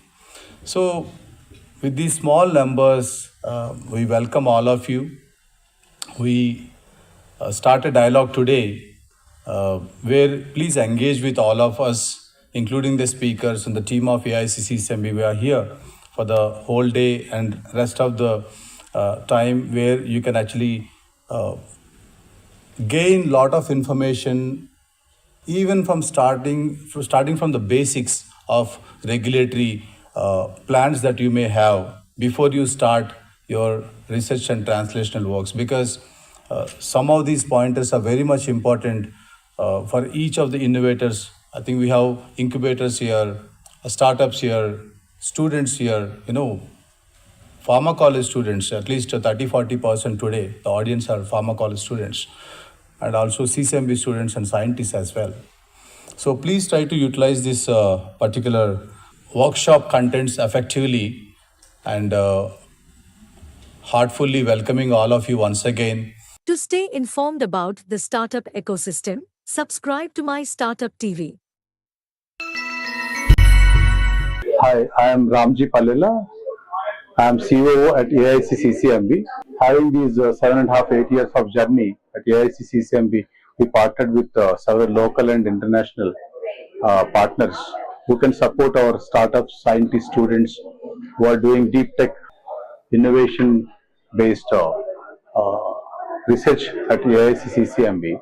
And in that sense, one of the key partnership happened that recently with the Blockchain for Impact, and very fortunate to have them with us to do such kind of regulatory workshops that is happen today, UNESCO based, ICMR based, what kind of regulatory systems are there, policies are there, guidelines are there, that were well explained by the expert speakers from various CROs and also startups, and also from the regulatory agencies like CDSCO.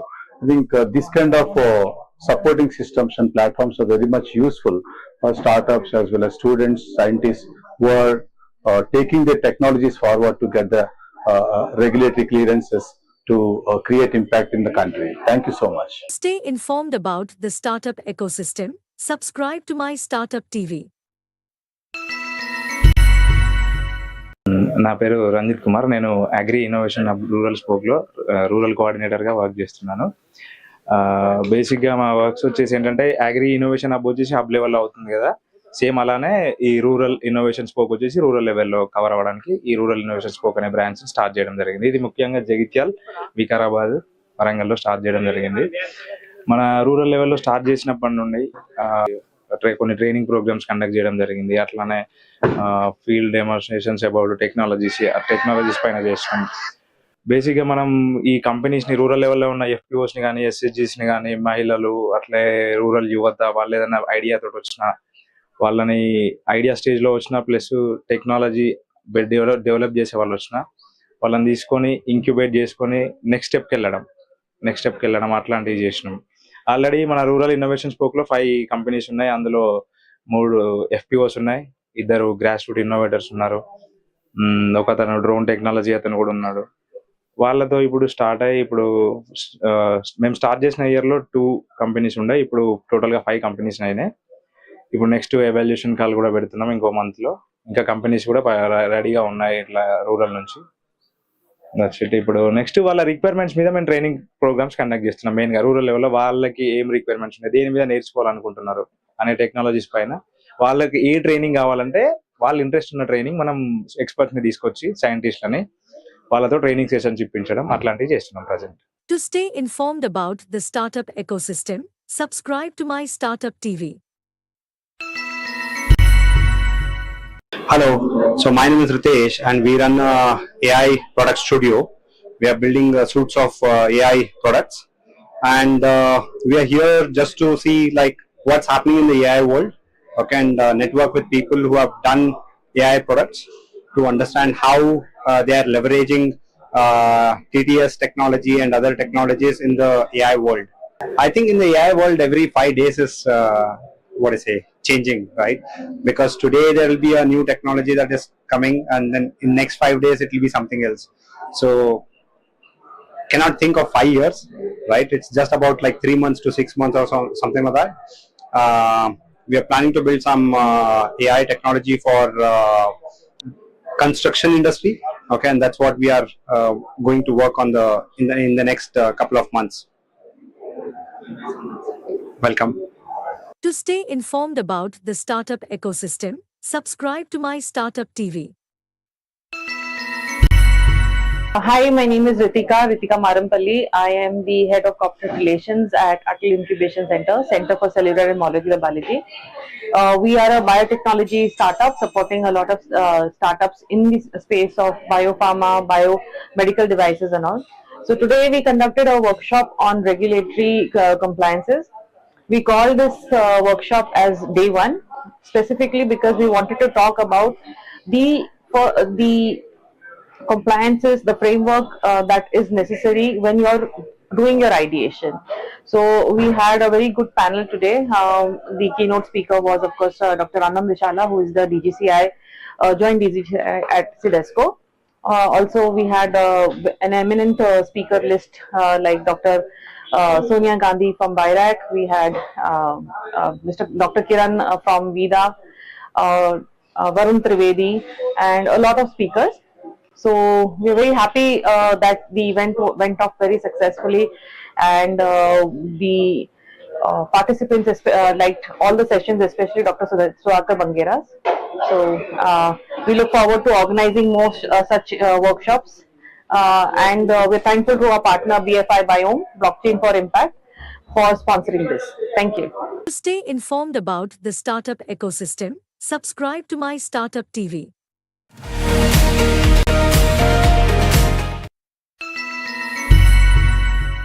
So my name is Sandeep Madan. I head the incubation function in iCreate.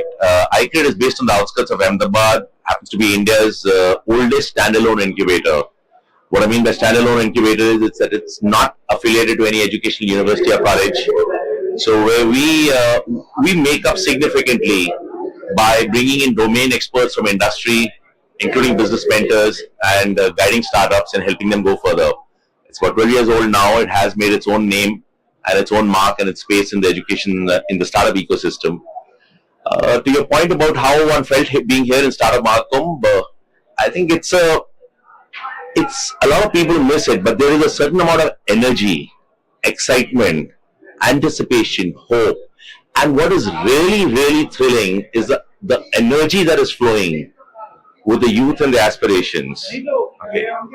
I think it's a terrific event. I think DPIIT has done a wonderful thing by roping in all other agencies under the umbrella. That includes DST, includes METI, having everybody cooperate and getting them under into one place.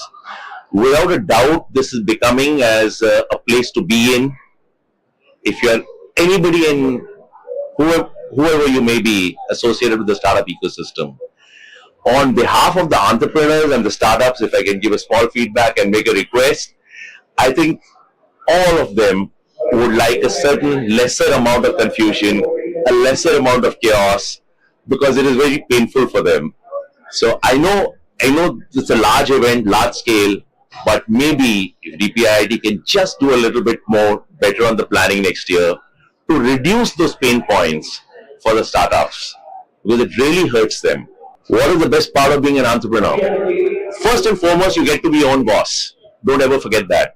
Okay, and that is partly one of the reasons why a lot of people is perceived to do that. Two, everybody dreams. We all have dreams. Being an entrepreneur is giving yourself an opportunity to turn those dreams into reality. It may happen, it may not happen, but you certainly want to give it a shot and you want to make an attempt. There is something else. It comes as a package deal. It's a grind. It's hard. It's tough. It's not a walk on bed of roses. Those roses come with a lot of thorns. It is tough. To stay informed about the startup ecosystem, subscribe to My Startup TV. Hi, my name is Sanjeev Sharma. I am coming from Germany and I have a startup which is housevalley.com. It's a house means like a German house, and valley is the where you can see your dream house. And we are bringing to the home service industry. We are the country, we are the India, which is growing country, and we are the youngsters, so which is famous globally in India. That's how we are here to be seeing that Startup Mahakumbh is a huge platform for the startups where people are doing a lot of great new ideas, innovative ideas here, and I love to see a lot of new startup also. And regarding myself, we are the startup for home industries. In this sector, we are coming with the 4 different product portfolio, which is the saloon service for men's and women's saloon service, and the care service for pet care and baby care and old people cares. So pet care is a completely a unique idea where right now in India youngsters would like to have a pet in the house, and that's how, but the market is still untapped to be discovered, and there we are coming to the idea to initiate to care over pets also. This is really important for the having the pet. Sometimes they are figuring out the lot of struggles. And then third product is the chef service. For example, you are struggling for the having a maid cook at your home, and she left over for the emergency purpose. So might be you can come to us, you can book up one maid to us, and then we will deliver to you at your convenient time. So we have the both website as well as the app. So basically we will be working initially stage for the app. We are on the both platform. One is Android and second one is the iOS app. And yeah, that's how we are looking forward. So in home industry, we can see that tier 1 is a huge potential, and the supply is very less and the demand is very high right now. But what I am seeing is tier 2 and tier 3 is completely untapped market right now. We can see there are some huge potential service providers are still there in Indian market, but compared to them, we are completely looking with some sort of elite and premium services where you can see yourself is a bit better, good quality. Also, you feel that you are having some sort of home feeling. The person is really friendly to you and reliable to you.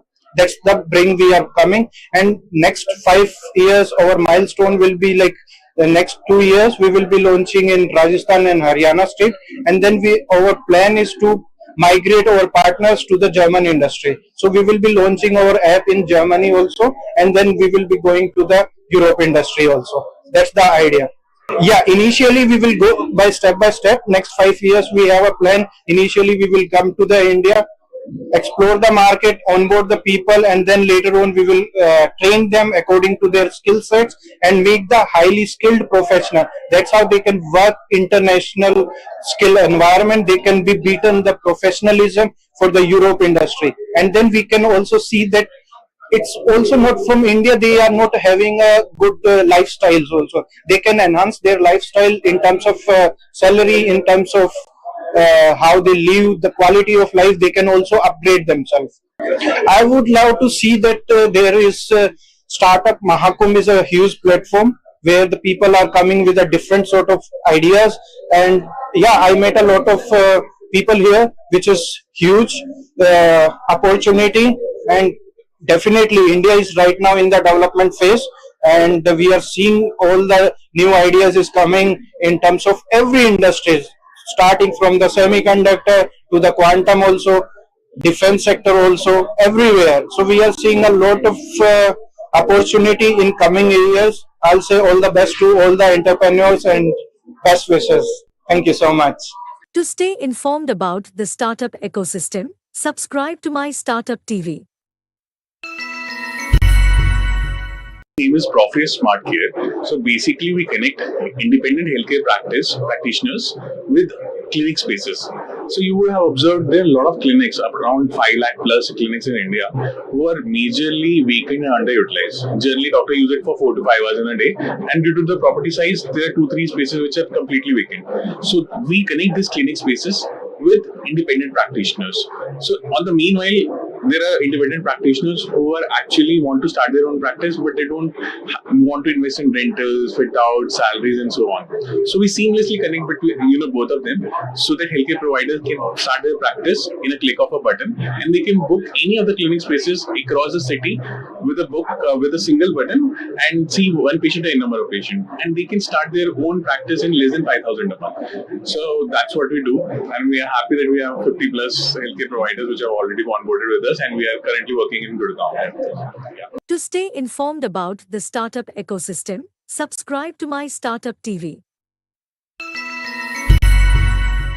मेरा नाम शालिनी शर्मा है और मैं startup Mahakumbh में हूँ और मैं any organic products लेके आई हूँ अरुणाचल प्रदेश, जो कि आपको हमारे पास हर्ब्स हैं, स्पाइसेस हैं, मिलेट्स हम डील करते हैं, जो कि आपको पता ही है ऑर्गेनिक्स में आजकल कितना स्कोप है, और हम कोशिश कर रहे हैं कि लोगों को अवेयर करने की, लोगों को बताने की ये आप किस तरीके से केमिकल और उससे फ्री हो और अपने फूड में ज्यादा से ज्यादा ऑर्गेनिक प्रोडक्ट्स यूज करें।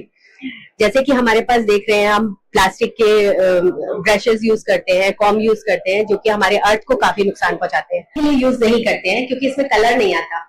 ये आप दूध में या पानी में ले सकते हैं, जो आपको आपके गट हेल्थ के लिए, आपके लिवर हेल्थ के लिए बहुत बेनिफिशियल है। और हमारे पास ये मस्टर्ड ऑयल है, जो कि आपको कोल्ड प्रेस्ड है, सिंगल फिल्टर है, जो आपको काफी, जैसे हम लोग पहले हम सुनते थे कि हमारे नाक में, कान में हम लोग ऑयल डालते थे, लेकिन आजकल वो सब बंद कर चुके हैं क्योंकि आप सब केमिकल में आ रहे हैं। लेकिन आप ये प्योर मस्टर्ड ऑयल है, तो आप ये आराम से यूज कर सकते हैं, जिसमें आपको कोई किसी भी तरह का हार्मफुल केमिकल नहीं है। तो thank you so much. To stay informed about the startup ecosystem, subscribe to My Startup TV.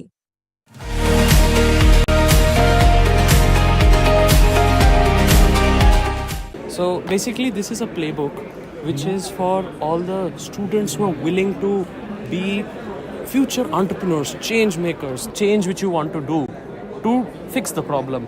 How do you finance and bring revenue into this? How do you connect with people and all this? Right now it has just launched. There are very, very limited hard copies. It's not yet put onto a public platform. This was just a show for launching it.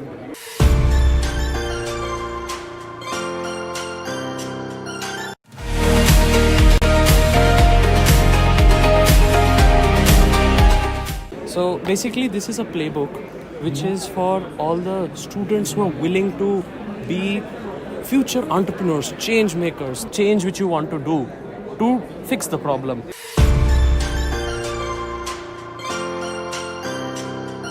Hello, welcome to My Startup TV. I'm Major Sunil Shetty. We are here at Startup Mahakumbh and we have a special guest with us, Shubham, who's just released a student's playbook. Let's understand what student playbook is all about. Shubham, welcome to My Startup TV. Thank you for being on our show. Yeah, it's a pleasure to be here. Shubham, quickly want to understand what student playbook is all about. So basically this is a playbook which is for all the students who are willing to be future entrepreneurs, change makers, the ones who want to build their own startup. Basically, all these years, my own initiative named Community CX, I've tried to build this for the past year, and due to my age, like it's below 18, it's caused like a lot of difficulty. It was a very, very tedious work to do, being in school, doing other stuff, and this. So this is basically a guidebook, a playbook for anybody whoever wishes to pursue entrepreneurship, especially students. So this basically the whole idea of making this playbook comes out of your own personal experience or challenges you went through, right? Yes. So, if you for the benefit of viewers out there and especially students out there, right? What does it have, or just explain what the book has? So here there's some contents. So basically, it will have a lot of steps in which the whole journey is basically divided into in a brief sense. So like you'll have defining your problem, defining what's your solution, what's the change which you want to do to fix the problem. You'll have how to market it, what types of how do you finance and bring revenue into this, how do you connect with people, and all this is all present in this. Perfect. And your generation is more on digital world, right? Than reading hard copy books. So would you have a digital copy of this as well? Yes, I do have a digital copy. We can get one for you if you'd like. Yeah. Perfect. And we will definitely do a review on that in our book review show. How can people buy and where can they buy from? Right now it has just launched. There are very, very limited hard copies.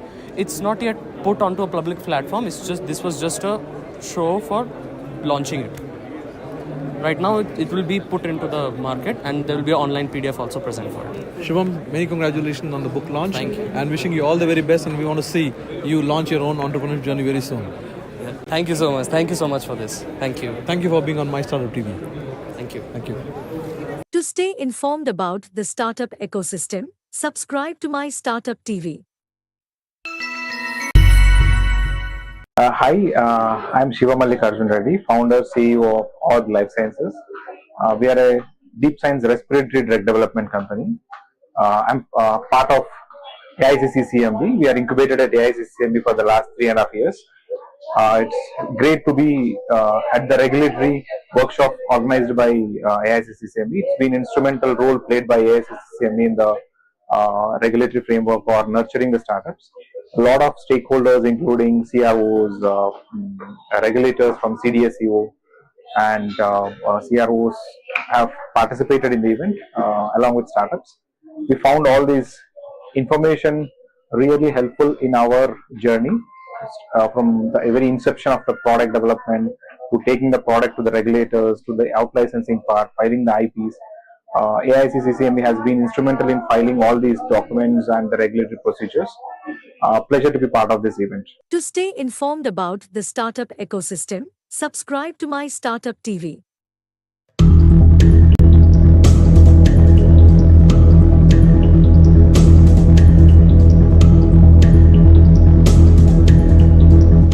First of all, I would like to thank the organizers, CCMB, BFI, Dr. Pooja, Ramji, Dr. Vinay, for inviting me. And then most important thing is selecting this such a pertinent topic, regulatory compliance. Of course, it is day one, but believe me, regulatory compliance is the valley of death current times, not the early stage funding or scale up. How many of you agree with this? Okay, good. Okay, so let's start with a quick survey. I just want to analyze the audience. So how many of you are startups? Okay, good.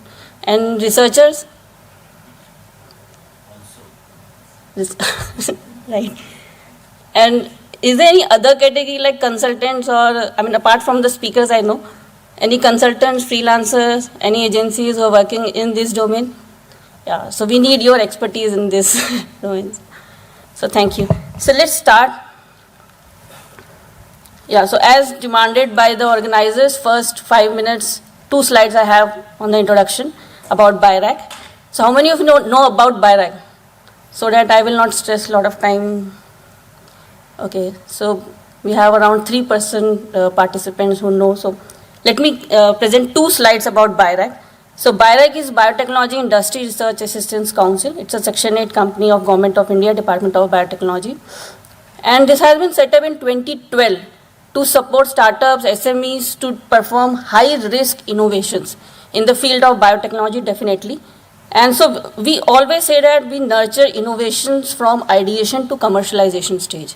And we have various programs which are aligned, which starts right from the ideation stage and they move till the commercialization. So if you look at this graph,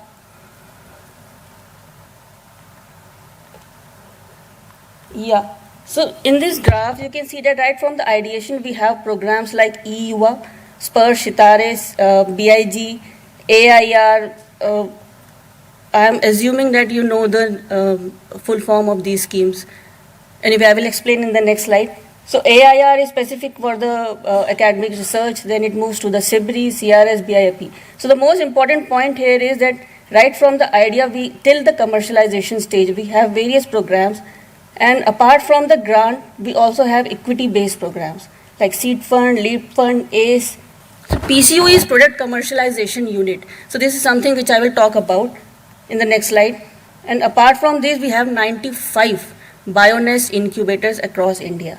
And they are actually providing the kind of lab which is required for the prototyping work and for developing the initial level prototypes or the, I will say, products. So the BIRAC is basically, we say that it's a central agency which empowers, enables, accelerates biotech innovation ecosystem in India. And we operate in 5 domains, 4-5 domains, which is most importantly healthcare, because healthcare is the area where we actually, today we talk about. Then it is biotech, industrial biotech, agriculture, waste management, sanitation, and clean energy. So let me talk about the various programs we have. So we, as I just said earlier, we start with early stage funding, BIG, the Biotechnology Ignition Grant. So how many of you have applied for BIG? Okay, so 10 participants, I can see few startups who are actually created by the Spurs program also here. So good to see the number. And how many of you are successful in getting the grant? Congratulations, that's a good number.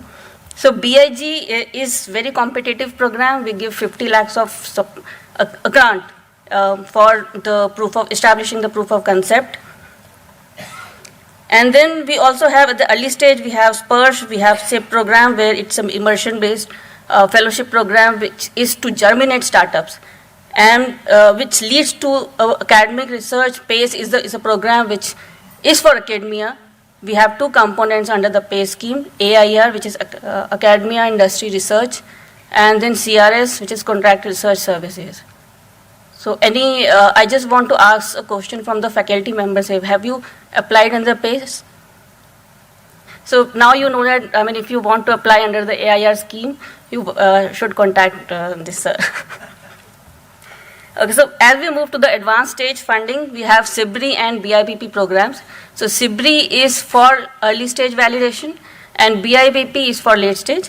Early stage validation is pilot level clinical validation when you just start doing the testing, in-house testing also, and animal testing, all this comes under the SIBRI program. Again, there is a matching contribution from the company and the BIRAC for SIBRI and BIPP. The guidelines are available on the BIRAC website. You can visit.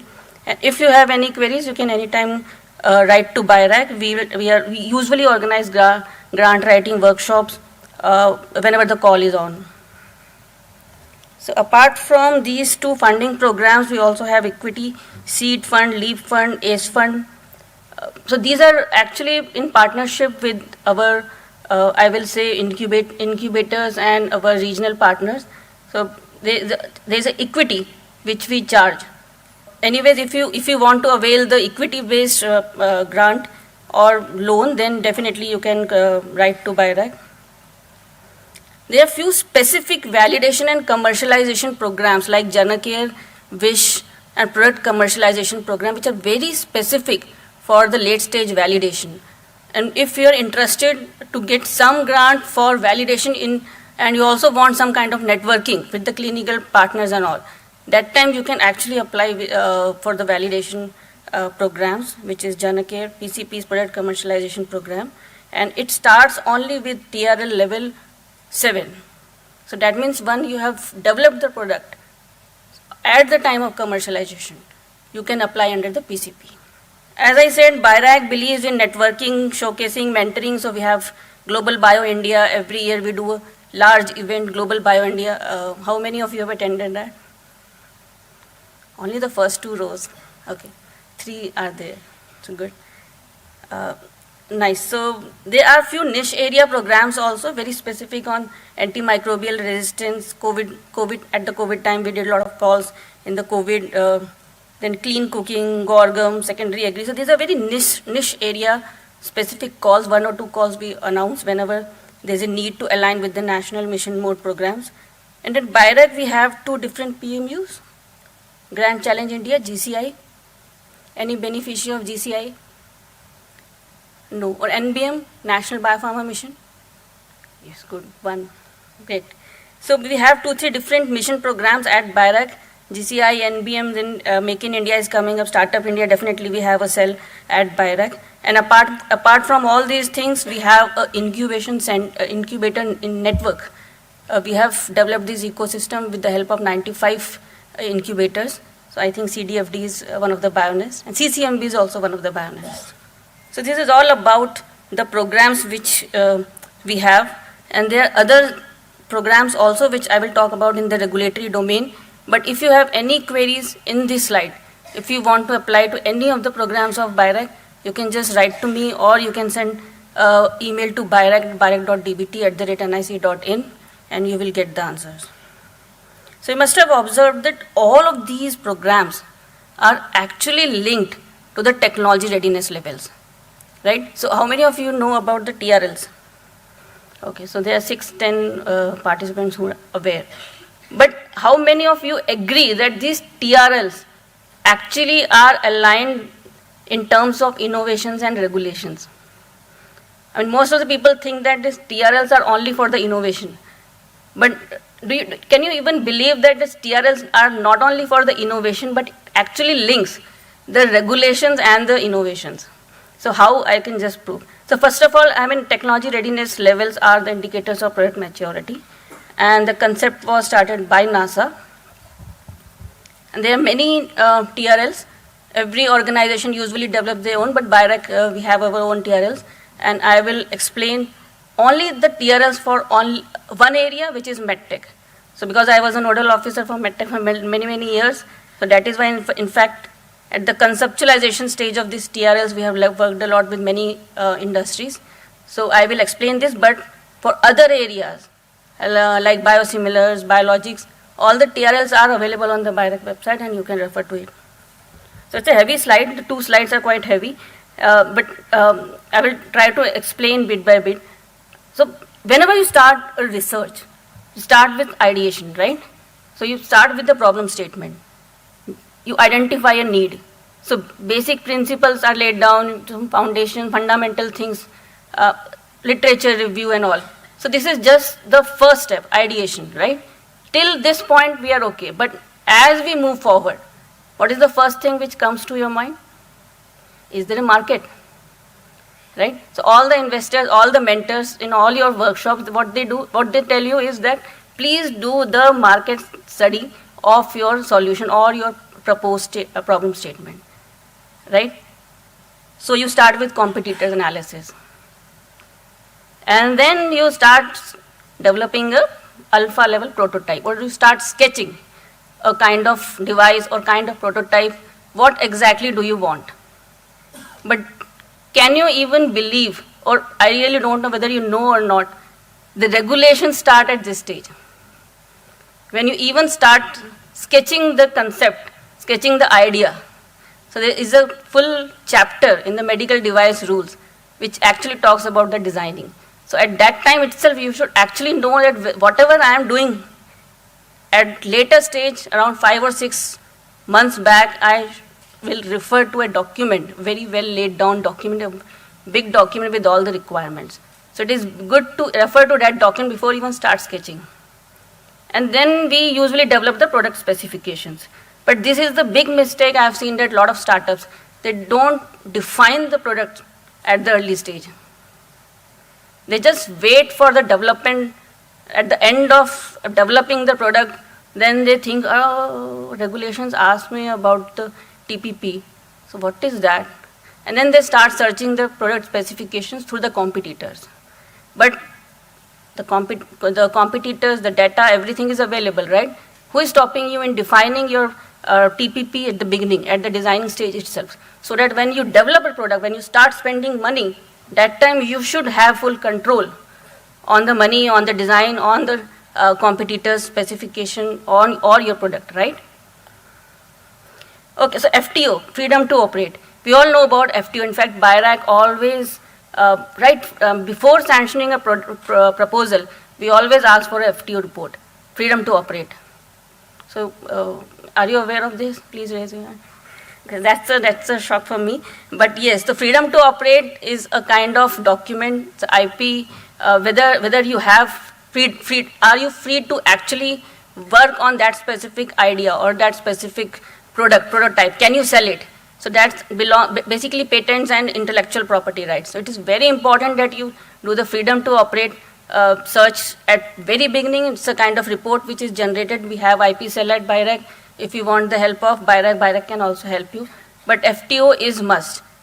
But FTO, is IP, and from last 10, 12 years, we are actually talking about IP and all, but have you ever heard of regulatory risk assessment?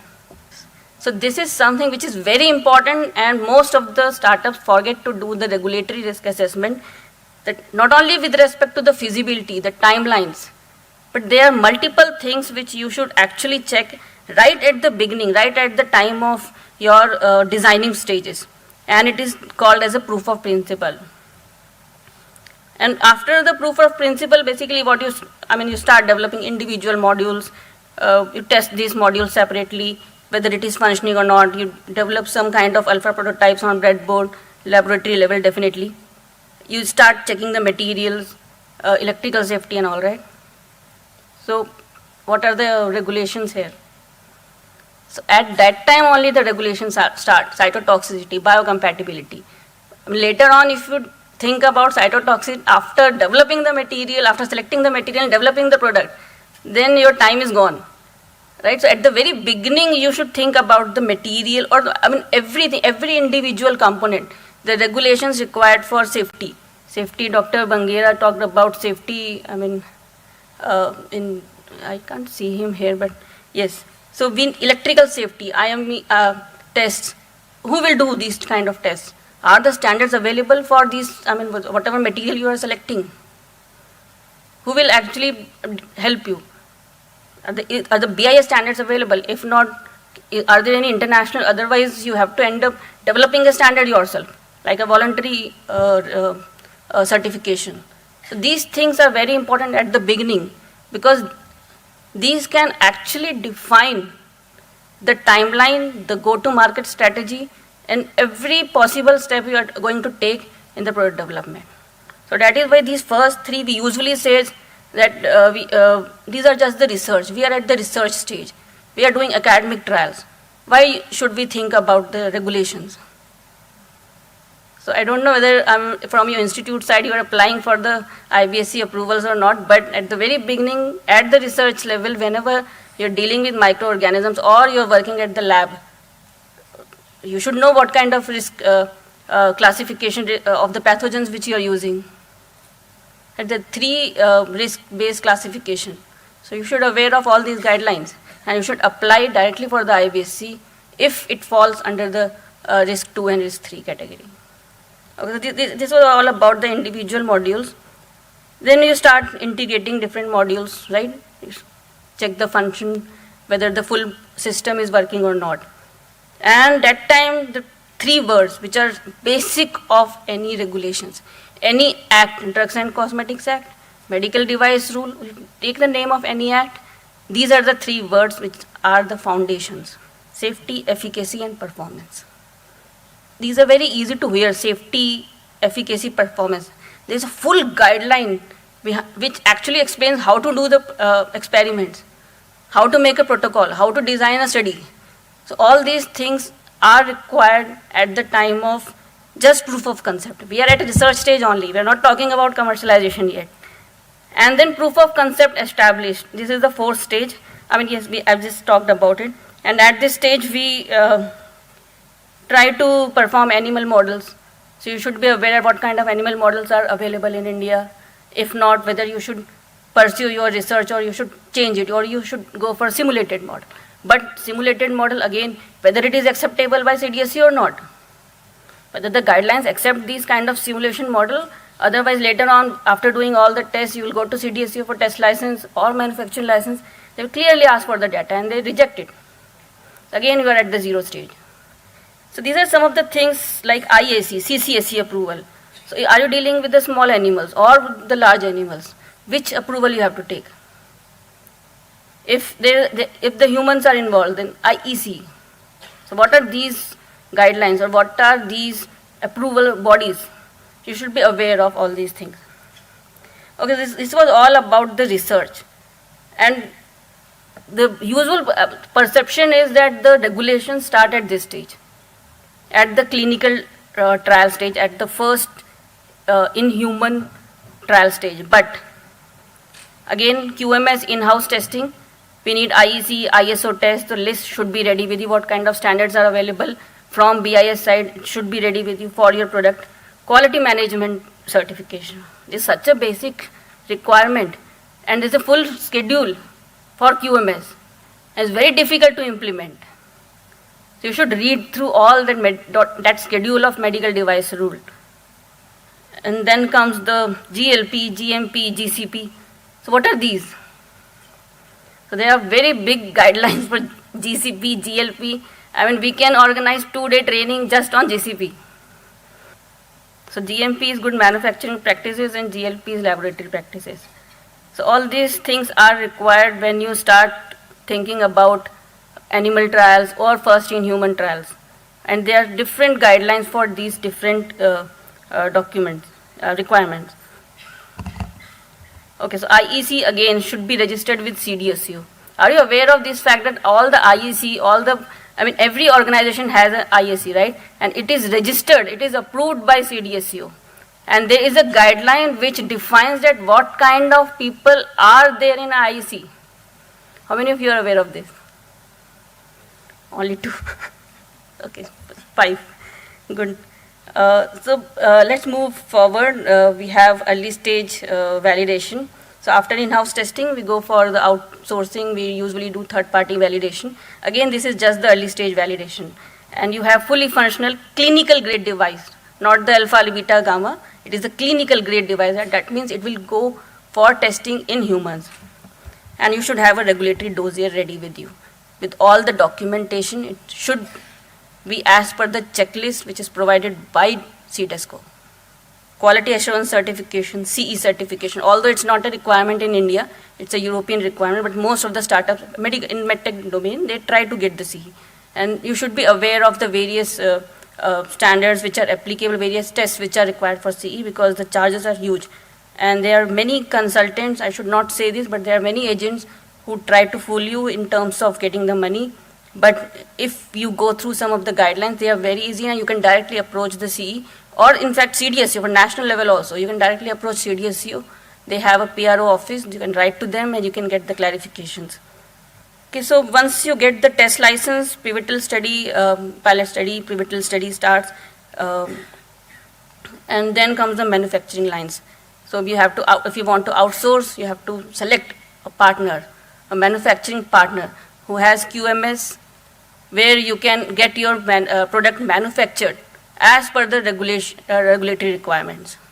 You can't just assemble your product in lab and start testing. Later on, the CDSCO will come back and say, you are not taken the test license. You don't have a QMS system in place. So what to do now? You go back and start doing the trials again. So that is why it is very important to actually sign the agreement with the manufacturing partner that they will manufacture as per the regulatory requirements after taking the test license from CDSCO. Okay, design for DFM, design history file. These are big documents which should be prepared. DFM, design history file. These are big documents which should be prepared.